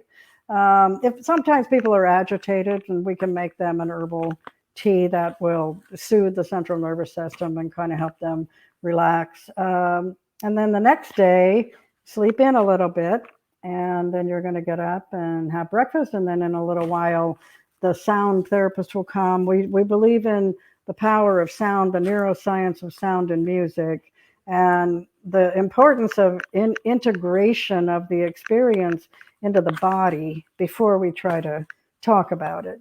So it's a cellular process, and that session lasts quite a while, and people drift into, you're going to be in an altered state the next day as well. And then you'll have a session with your guides that day to just talk about your experience, just start to put words with it, which is the first step in integration. And then they'll lead you through some other questions so we can, make a plan for your next journey. And then the next day you'll have your second journey. And then the next day you'll have a second day of integration therapy. And then that evening you'll have your closing circle. And this is a 6-day, a 2-journey, 6-day retreat. We also do 8-day, 3 journeys retreats as well. And then the next day you check out, and then we have follow-up sessions on Zoom where we have depth integration. And oftentimes, those will be however many we think you should have, but the minimum would be 2. And we also offer the opportunity to explore deeper with the whole suite of coaching tools from the Integral Consciousness program. And we offer people the option to continue that path of conscious awakening and conscious exploration. If they want to work with our psychedelic psychotherapists afterwards, they can do that. And oftentimes, when about, I'd say 4 to 5 weeks after the journey, some people who've had these like lifelong entrenched patterns, they start to see a little bit of that coming back. And we suggest get on a microdose protocol and get into our microdose coaching program. And that will help you tremendously to complete the process and really end up where you want to be. So those coaching programs and the microdose protocols can range anywhere from 8 to 20 weeks. Depends on what the person needs. And some people, of course, want to go deeper and want to, be. I think in some cases the journeys make it apparent that I need to spend time like this with myself more often. Right. And so they can come back and have a second retreat at any point when they want to. And then we do small groups, and that's basically the model for everything, but it's very customized at the same time. Yeah, it is really well thought out. I'm so glad to hear the way in which you have people come in and you get to know them. It sounds like there's almost like a personality assessment on some level, where you're really getting to, okay, is this person empathic? It's really well done. I really am thankful to hear all that. And it must be really rewarding to get to see different kinds of people come in there and get to see them heal on some level. Have you found that there is because the therapy can be so wide ranging, it can really help people change the way they see the world. It seems to me that a lot of people with ailments across the board can come there. Is there like a pattern of people coming there, or? We tend to get people who have neurological issues or brain related TBI. Well, I think more like TBI, and we had a client with early onset dementia. We've had a client with some Lyme disease related brain complications. That was their doctor sent them to try it, and many people have trauma that they haven't been able to resolve, and the people with trauma often say, I've been in therapy 20 years, I've been in therapy 8 years, or and it's not making progress. I'm not getting free. They want to get free. That's why they come to moksha. That's liberation, right? Yeah. That's total freedom. So we try to help them get where they want to be. And then people with past addiction issues, substance abuse disorders, they often are not actively using, but they still have cycles that are going on. They don't, the treatment for addiction is a whole nother thing we could talk about for hours, but it's basically, it has relied on getting the person to identify themselves as an alcoholic or an addict, which is terrible conditioning and has not proven to be successful. If you have to say repeatedly over and over, I'm an addict, what does an addict do? An addict uses drugs. So if you affirm that conditioning over and over and over, you're going to use drugs because that's who you are. And that is a fatal error, one of many in the treatment arena. So because every person that we work with, we offer them the philosophy of the transcendent self, the authentic self, and how that it can be the solution to everything, rather than having them come in and say, I want to work on this particular trauma, I want to work on this particular trigger or reactivity that I have. Okay, you can do that, but is that the best use of the time that you're going to give to this and the money that you're going to spend on it? Or you have the option to be free from it. And we do offer that to them. You can just you could go on a quest, Yeah. and you could you have that option. The medicine will open whatever door you ask it to open. Mm-hmm. It's very unique in that way, and we don't Mm-hmm. want to limit that. So oftentimes people are so grateful to hear that, like they've never heard that, Yeah. and they never knew that that was an option, you know, because they're in that psychology, psychotherapy mindset. And we want to help them understand you can have whatever mindset you want for this experience. It doesn't have to have any pre-existing programming or conditioning. You can make it Right. whatever you want it to be, and the medicine will attune with what your intentions are. So people really love that, and they're like, yes, that's what I want. I want to find my higher self. I want to find my authentic self. I want to be transcendent, you know. And these are new ideas that are, the ideas themselves are liberating. And you see, just by learning that in the process of interacting with us and learning these things, people are already starting to get liberated. Mm-hmm. So by the time they get to the retreat, they're ready for that. And that's often is what happens. You know, first they called us up, oh, I want to get rid of this trauma. I want to get rid of this thing, or I want to show up differently in different ways. Okay, you can do that. Or you can just become the real self and then never think about all that ever again. So they're happy to hear about that, and they are. It is amazing to watch the transformations happen, and to see people and to understand. You know, we want to manage expectations too. We Sure. don't want people coming here thinking I'm going to do this one retreat and take 2 journeys and then that's it. I'm good to go for the rest of my life. It's the path of consciousness is a path, right? Right. It's not a destination, and the journey never ends. The journey just takes different twists and turns, and there's lots of other things to learn. And you know, we offer all of that on the through Nexus Center for Consciousness, which works hand in hand with Moksha Journeys. So, yeah, it's a pretty amazing thing to get to witness, especially after, you know, having been there in the beginning when this was possible, and to see that now it's possible again. Well, I can't imagine going through the transformation that your life took you on. Like your life at one level was on this path that you were probably, how am I going to do this? And now here you are with a giant flashlight, like, hey, everybody, the path is right over here. Let me show you. Like, it's so beautiful to me. Like, I mean this in the best way. I'm so proud to get to talk to you. Like, I can't imagine how proud you are to see cool people that you're helping. Like, it's really, really inspiring. And I think that level of inspiration can only come from somebody who has lived experience. And one of the reasons it's so beautiful is because you're giving the gift to other people that they can then inspire other people. And it's just, man, it makes me want to cry. I love it. Thank you for that. Oh, so beautiful.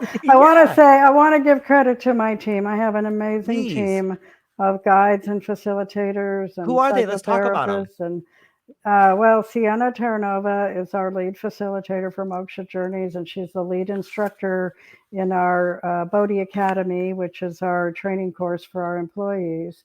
And she's phenomenal. She's like totally the blend of spiritual that you want to have, spiritual, practical, entheogenic experience. She's been an advocate and underground facilitator, minister, and she's just a beautiful person. Clients love working with her, and she supervises, you know, all of our apprentice guides and practicum students, and she's really phenomenal. And then I want to mention Drew Snyder, who's a psychedelic assisted psychotherapist, but he's our Buddha. He just brings this presence, you know, of the potentials, you know, the true potentials.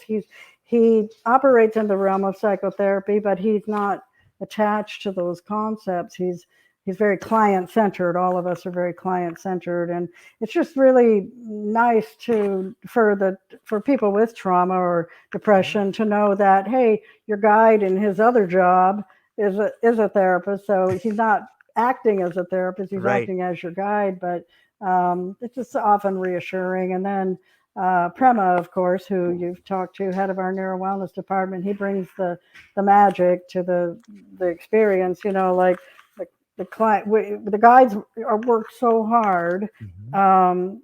in those journeys, and people go through so many different kinds of experiences.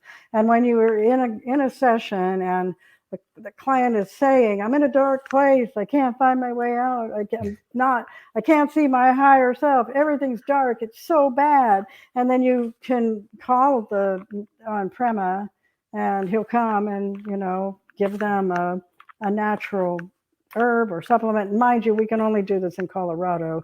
It's not Mhm. allowed in Oregon to give Right. people anything. And although they could take whatever they want themselves, but Mhm. they're not encouraged to do that.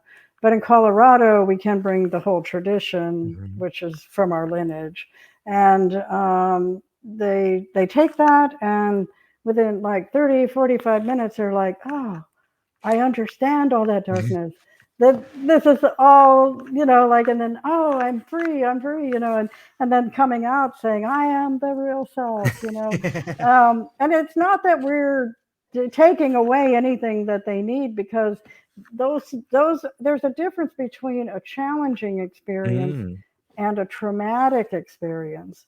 And a traumatic experience is being stuck in terror, and that causes psychological harm. So we are trying to offer people the option to change their biochemistry, change the chemical, uh, and these are traditional plants that are used with psilocybin and psychedelics in other cultures and traditional lineages. And so yeah, that's beautiful to see that when that needs to happen, that it can happen. And then I want to Yeah. mention Rachel Fox Feather, who is our phenomenal sound therapist. She's an expert in the neuroscience of sound. She's highly trained. She teaches the neuroscience of sound and music in our Bodhi Academy training program for our facilitators. And she brings that magic gift of transformation to people in so many ways. And then Ava Lene is our ceremonial medicine woman in Colorado, and she is a phenomenal, beautiful ritualist and ceremonial, just a beautiful presence. She's the perfect person that you want to receive that cup from when you're uncertain or you're anxious or it's your first time or you're scared.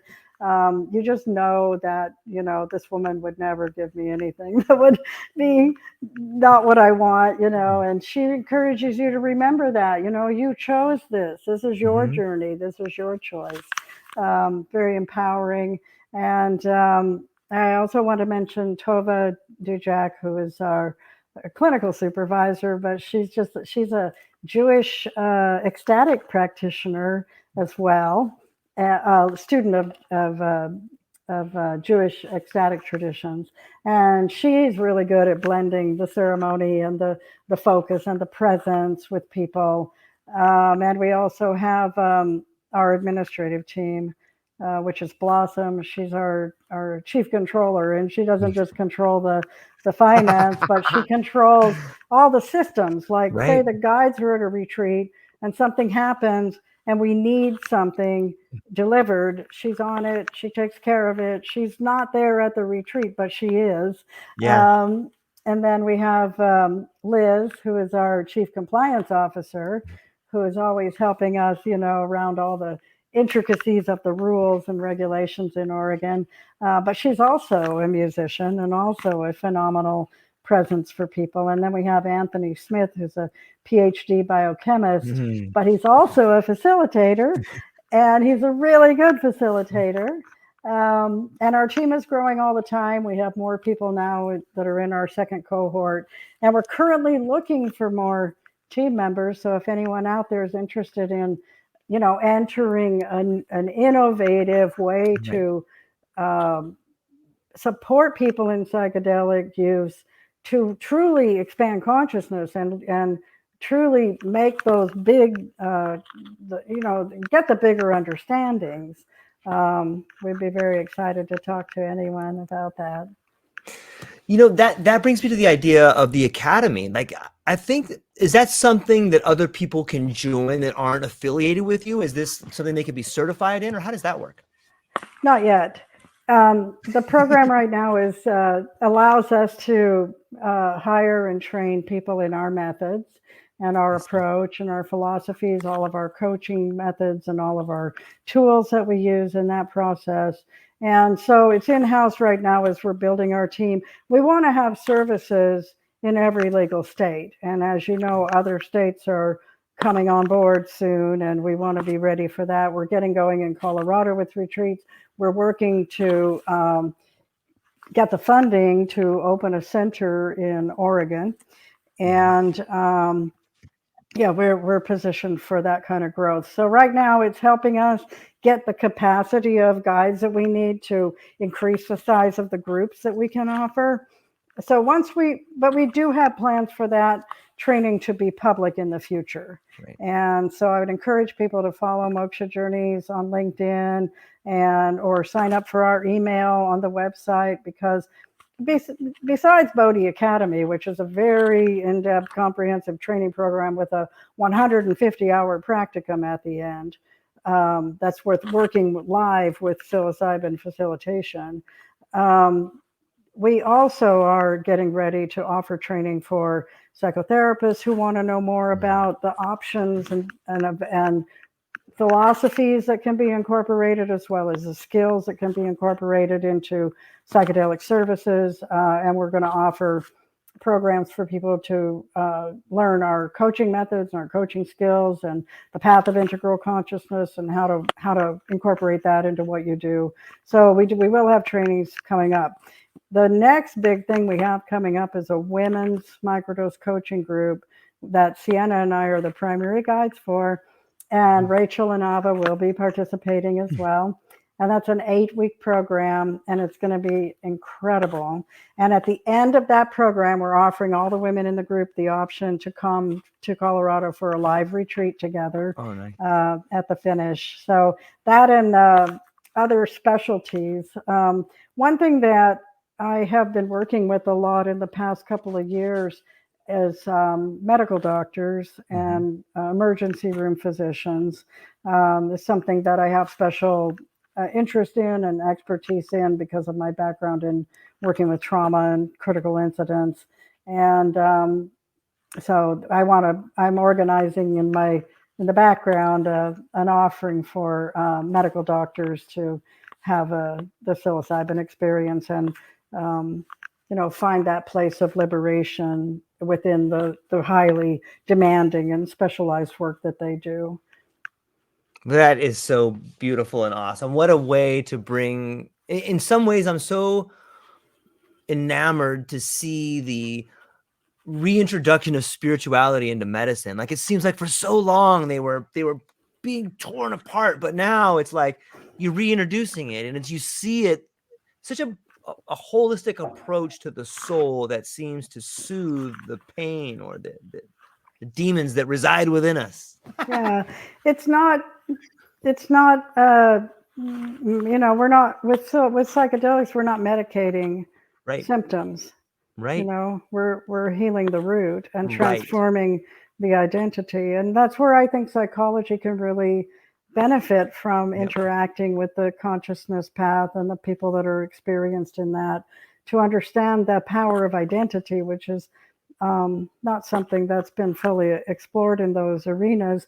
A very interesting analysis was done by the Beckley Foundation on on a clinical trial, I think that was with Imperial College, in which they discovered that people who had a stronger mystical experience were the ones who got the lasting resolution to the problem, and the people who had a lesser mystical experience were the ones who continued to have some level of symptoms.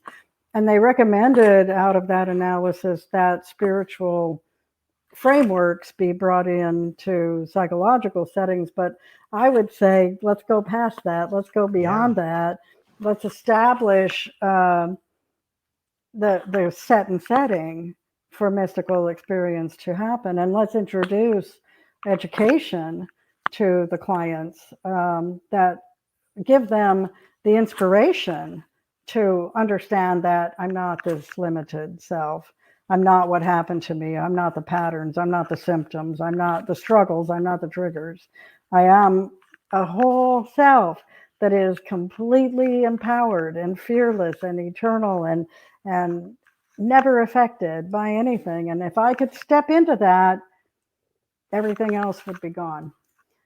And I wouldn't say that if I hadn't experienced it myself. Yeah.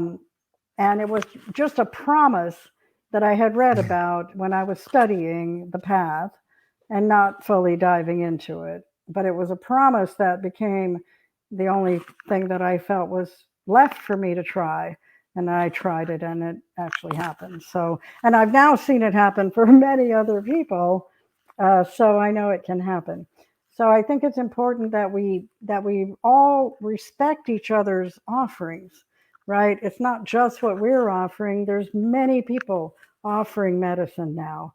And that is so important because we need to open every door for people to access the sacred plants and do it in a safe way with appropriate guidance. There's a new study that just came out a few weeks ago about people who do it on their own and they get mild to moderate benefit and it may not last. And if people have the structure of preparation and education and guides and therapies for integration and integration support, their changes can be really big and really dramatic.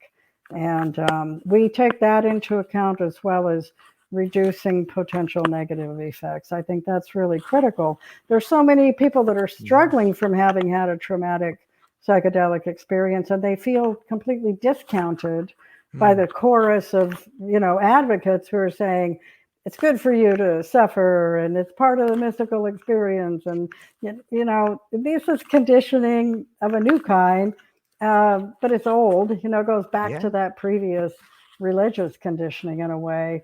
I think the more we understand about the neurology of the experience, the effects on the brain, the biochemical aspect, the more we'll be able to prevent that. Because, it's like depression is just your brain is disrupted, your neurochemistry is disrupted, and PTSD can be the same way. The addiction can be the same way. Your brain is stuck in a cycle because the neural pathways are disrupted, and your neurochemistry is all thrown off. And there's many effective natural and functional medicine methods that we can use to bring you to a better state. And then when you take a psychedelic, you're reducing the chance of a psychedelic induced trauma or lasting psychological harm. It's something we need to be really talking about and making ways to reduce or stop it.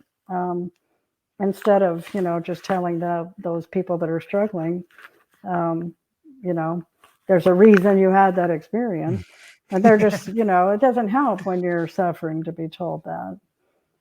Yeah, I think there's something to be said about the ceremony, the rites of passage, and the rails that were put on. And that gets back to lineages. That gets back to people studying the traditional ways of serving medicine and understanding that the forms that are built around it have a purpose. It's not just this a la carte sort of thing. While for some people it may be, especially someone that's going to try something new for the first time that has already experienced a trauma in their life, they already feel alone enough, and then trying to sit with this powerful, life-changing ambiance and like, wow, it's too much. You need, if you find yourself in a position where you're a little nervous and scared, then regardless of what it is, you should probably talk to somebody, and like hopefully somebody you could trust. I think that goes a long way.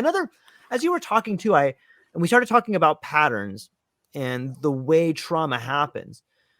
It's so interesting to me to see the way that people's thoughts manifest in the world. Like when I think about addiction, and I've had tons of my family that have dealt with addiction. I've dealt with addiction.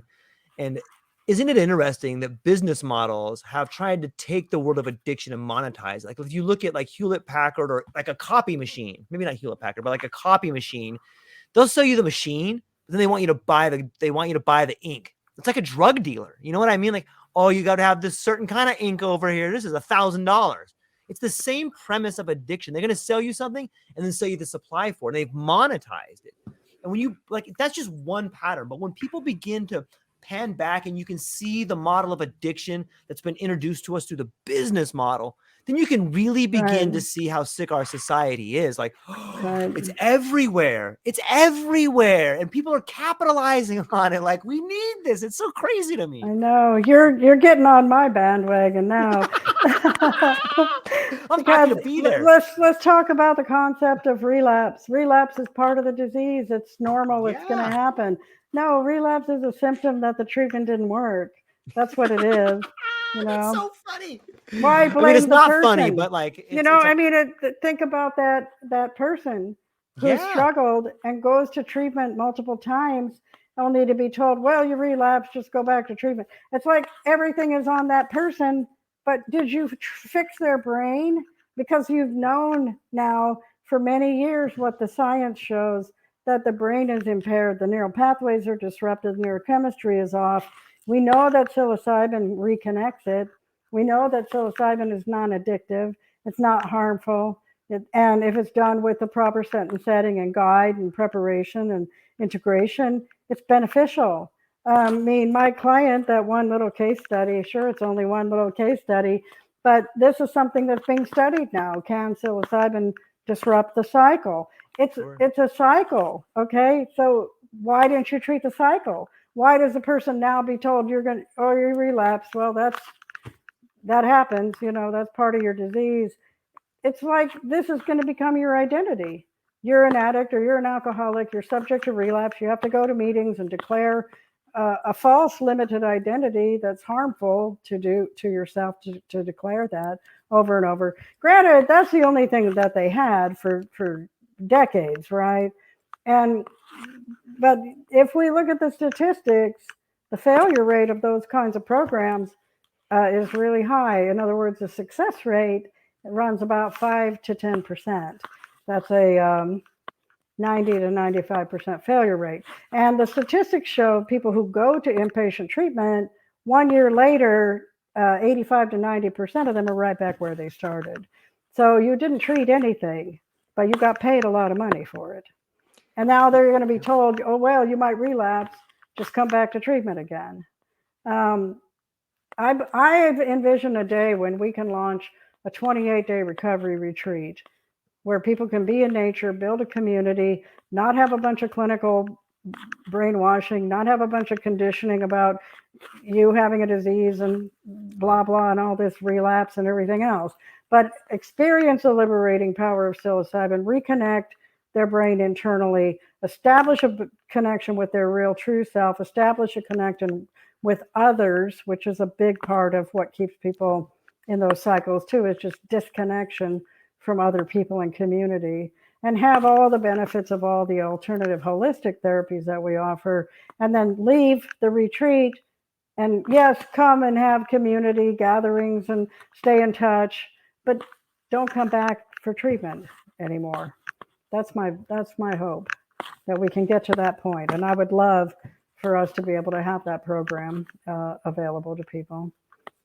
It's a whole different world. It's not, we don't need all the, granted, detox can be very dangerous. So detox is a medical critical situation, and it has to be done appropriately in a safe way. So that's important. But once you've detoxed, next step is you have to fix your brain. Your brain has been impaired by the addiction and by the whatever it is you've been addicted to. Those substances are harmful. They're causing damage to your entire body, including your brain. It's not just a moral situation. It's not just an emotional, psychological situation. We have to fix the whole person, and we have to help the whole person. So that's our long-term goal. A 28-day recovery retreat, not rehab. It's not treatment. You don't need that. You just need to find yourself, restore your brain processes, make a bond with a community, and find out who you really are. Yeah, and we're right back to the story of the monks and don't you know who I am? After you read a lot about the medical industry, it's really difficult to. So for me, I've come, and I could be wrong, but it seems to me it's not a bug, it's a feature. There's no money in a cure. There's money in a patch.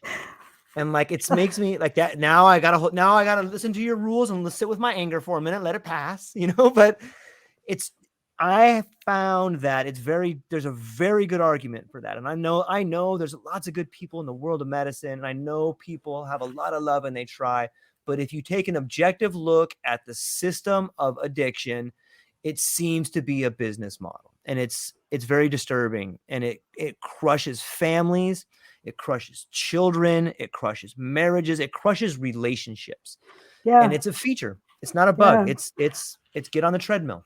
I agree with you. And I also know that many people in the treatment arena are suffering from conditioning as well, like the counselors, the peer support people, the social workers, the psychologists. It's all they have, and they're so programmed that this is it and this is the only way.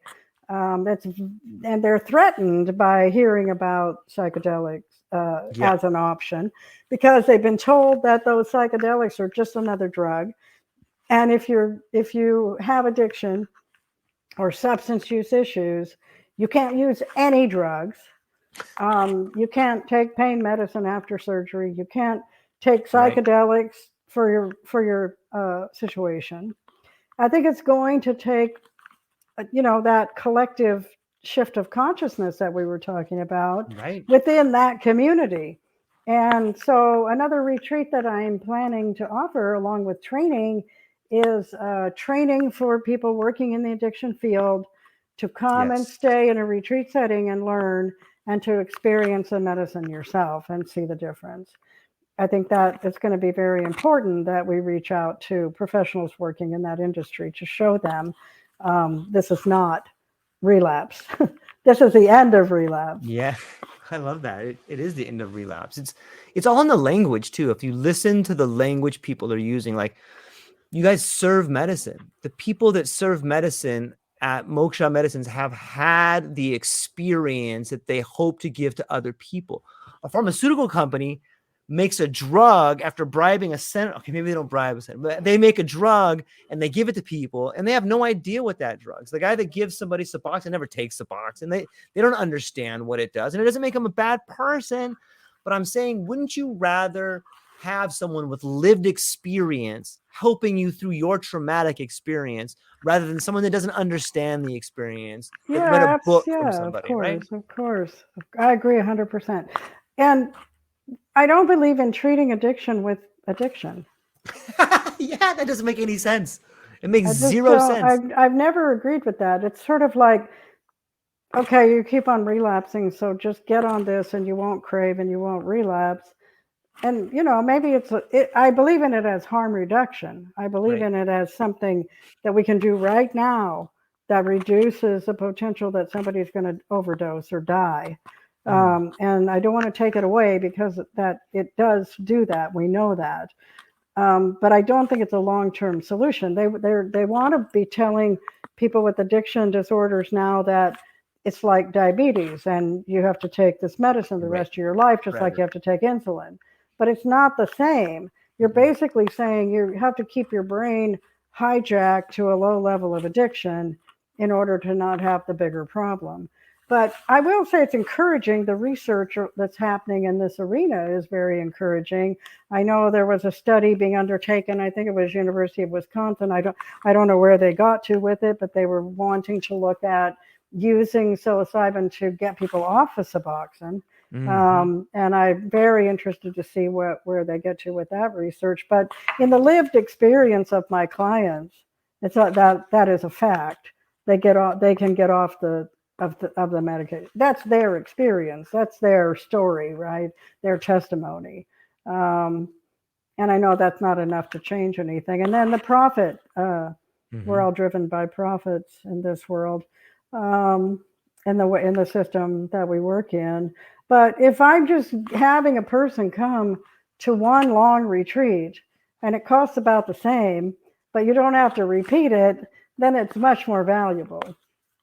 Back to values. Yeah.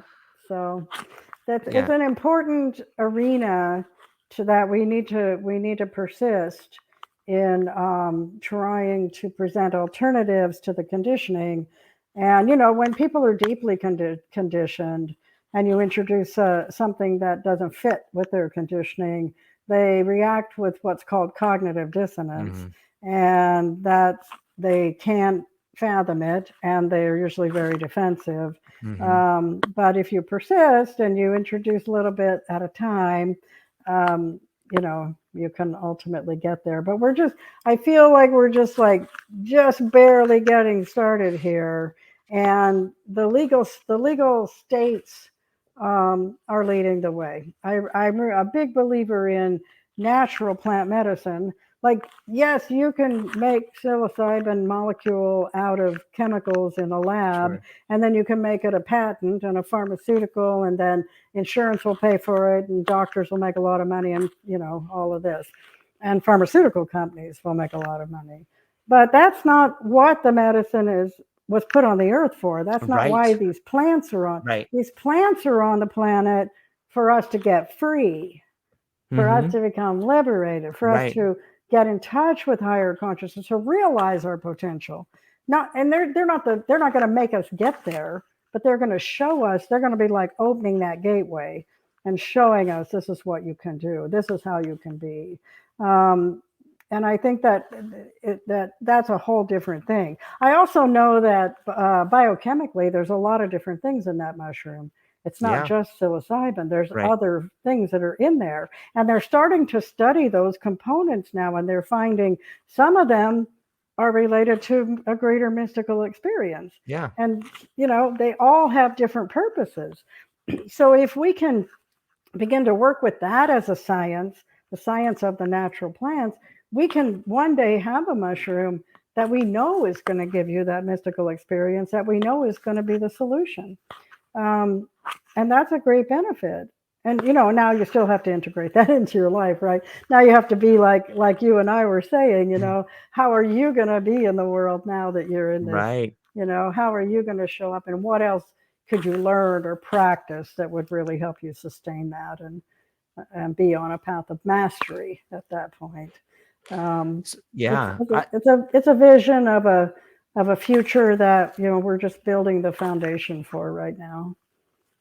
Yeah. In a vision I have, in a practice that I do, and this may be good homework for the women's retreat, or this may be good homework for anybody that goes to a retreat. I would love, and the reason I tell you is I would secretly want you guys to do this. So I'm just going to put that out there.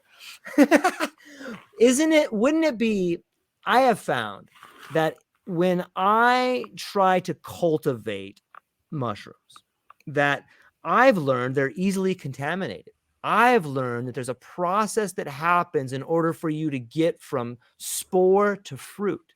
And I have learned that process correlates to my life, because the same way the mushroom can be contaminated, so can I.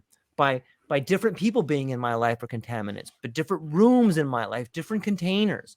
And I think that there's something magical that happens when you as an individual grow your own medicine from spore to fruit, and you realize the contamination, and you can sit with that and be like, I wonder why this is contaminated. And then this thought pops in your head, I wonder why I'm having a tough time in my life. Well, it's so strange that all this is popping up on the soil here. Hey, maybe my environment is polluted. And I think there's something to be said about self-actualization that comes from growing your own medicine like that. And so I'm using that as a Trojan horse for you guys. That is a kind of very similar to the original philosophy of alchemy, that you master yourself by mastering plant medicines in the lab, and that it is that kind of symbiotic relationship that you form with the plant. Now, when it comes to the mushroom is very watery, and it's a plant of soma, which is in the Vedic tradition. It's watery, and so it absorbs everything. And then spiritually, it absorbs vibration. So one thing that we're very conscious of, and Case Davis is a company that has interests in every aspect of this arena of neural wellness. And so we have a company that is a products company that will at some point come online as well. And our products will not be grown in plastic because testing shows mushrooms grown in plastic contain plastic, and that's a Hmm. part of what's harming this world. So we're looking at wild cultivation, biodynamic, regenerative Smart. environments for our mushrooms and our food at our Right. retreats. Right, we want the healthiest, purest, and we don't want to harm the earth or create any additional toxicity in that process. So yeah, we have that in mind all the time as well. And the the environment, conscious environment, is important too. In my traditions, there are ways you can attune the mushroom to various states and levels of consciousness. Mm. And we have a blueprint for that. And we are going to train our growers the chants and the mantras and the symbols that relate to each of those states. And we'll have growing areas where this mushrooms will be attuned to this level and this state and these kinds of things by symbols and by song and chant and music while they're growing, so that they'll embody that because they're so absorbing of everything. Yeah. And so then our product line will include 10 different soma formulations at the end that we can choose. The client can say, my I need more passion, or I'm feeling not enough life force, or Mm. my intellect is out of whack, or my body needs help, or I want the union, I want the full cosmic consciousness. And we can say, oh, okay, you want soma number 4, you want soma Right. number 9. um, yeah, so you're exactly right about that. And these are living creatures of Right. consciousness. They're Right. living beings of consciousness. And you know how they say, oh, when you first take the mushroom, you get that time where you see different geometric forms Sure. Yeah. and little wheels spinning around in different colors and all of that. From the very first experience I ever had with those mushrooms, I identified those in my consciousness as the the conscious beings of the mushroom. That there they are, they're showing up, and then everything happens from there.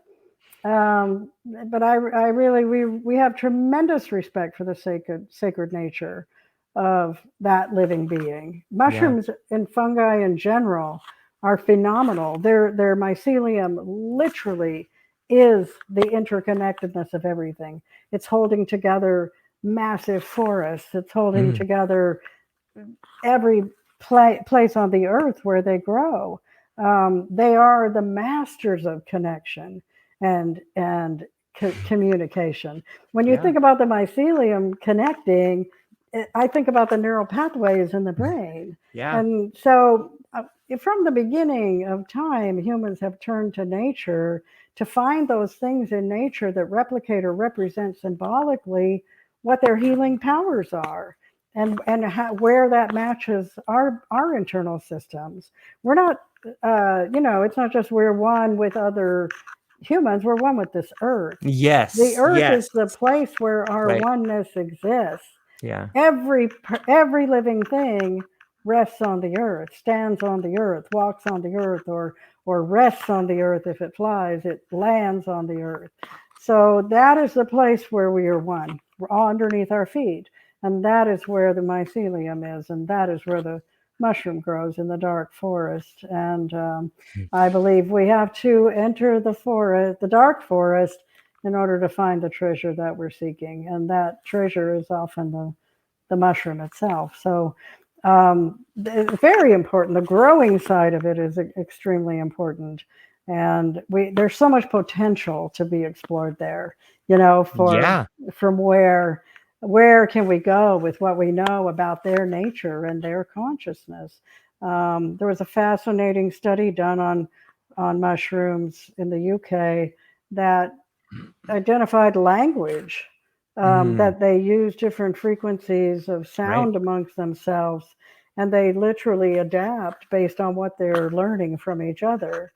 And they're self motivated. They have a sentience Yeah. that plants don't have. And so they place them somewhere between a plant and an animal.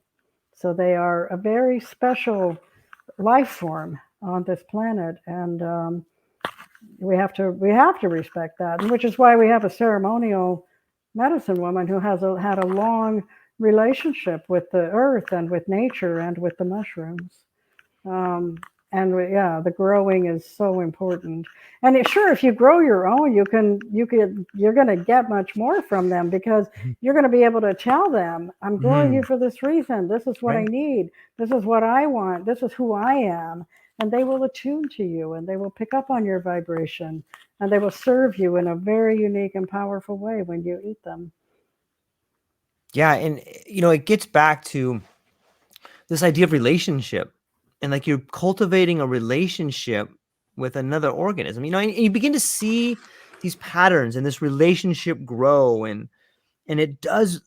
Isn't it interesting that you and I are having this conversation? It's almost like our relationship on somehow was formed through the mushroom. Like we're growing together the same way the mycelium grows together, and the people in Yeah. our lives have been brought to us. We've grown together in a sort of way, and that's what healing does. You're growing together in a certain way. I was digging in my backyard the other day, and I was digging down, and I got to like the root. Part of the root of this tree was exposed, and I looked at it, and then you could see like the mycelium in the root structure. And I was just sitting there thinking like, wow, that mycelium helps bring nutrients to that root ball. And then I started thinking, you know what? That looks a lot like the brain imaging, like neural pathways. And like, I must have sat there for 30 minutes till my daughter came out. And I was like, Dad, who are you talking to? I'm like, what? She's like, we just sitting here talking. And I'm like, oh, no, I was just explaining to myself, like, what's going on with this root structure here. She's like, let me see, but it's this moment that you have where you just get these insights. That's kind of on a tangent there, but it's beautiful. And I think you can learn so much in the relationship, and there's still so much to learn.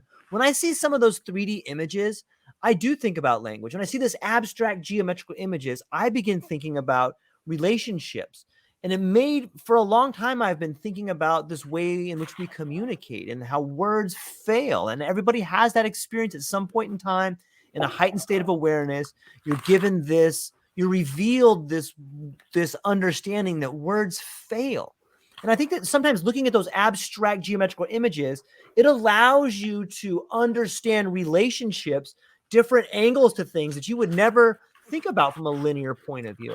There's so Yeah. much in there. It's so beautiful. And it's so Yeah. pleasant and beautiful to talk to you and have this conversation. And I, we're coming up almost on 3 hours, Rose. It just No. blows by like that, Well, as it's so much fun. as I once told my mother when I was 16 and I had taken LSD and I came home late, she said, "Do you know what time it is?"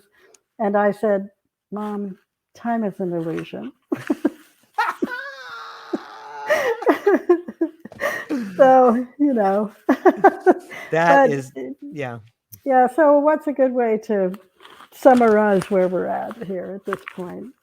Well, I think the best way to summarize this is that you are a beautiful person, and you've surrounded yourself with a beautiful team of people, some of whom I've spoken to. And I think that a good barometer of a person is the people that are drawn to them. And it sounds to me that a lot of people are drawn to you. I am thankful, but maybe the best way we can sum it up, or I can summarize it to you, is where can people find, what? Actually, there was a quote that I wrote down somewhere right here. And it was, to establish a legacy to the path that has proven time and again to be the only reality, the essential oneness that is all there is. I think you embody that in a way that is so beautiful, and I'm thankful for it. And I would just like to give it back to you. And if there's anything that you want to summarize or say, but after you do that, please tell people where they can find you and what you got coming up. Well, the most important thing, I think, for everyone to know is that you are a treasure and your life matters, and where you're at in your life matters, and that there are people here who respect you and appreciate you, and no one can be you. We're all in different embodiments. We're one consciousness, but we're all in different embodiments for a reason. and you have a purpose, and you have a self that has created that. And it is worth everything in your life to discover that. And I believe that is the reason we are here, to discover that self that created your individual embodiment, because it has a, a meaning that is important to the whole of Mm. the oneness. So please value yourself and love yourself and take time for yourself and explore yourself and find yourself and then live as yourself, your real self. Um, you can contact us at mokshajourneys.com, MOKSHA journeys.com. And I would be happy to have a call. You can get a free call with me. You can get a free call with Sienna or Prema or other team members. So please do get in touch. You can also on our website sign up for our newsletter where we announce programs coming online. We share information and articles that are inspiring. We share, the points of view of different team members. And don't forget the women's microdosing program. I think helping women in this world is very important. We endure a lot as in our incarnation, and we have a unique nature, and that nature often gets lost or distorted or confused. And women have special needs in recovery because of living in a world of where they don't have equal rights, and that makes a difference.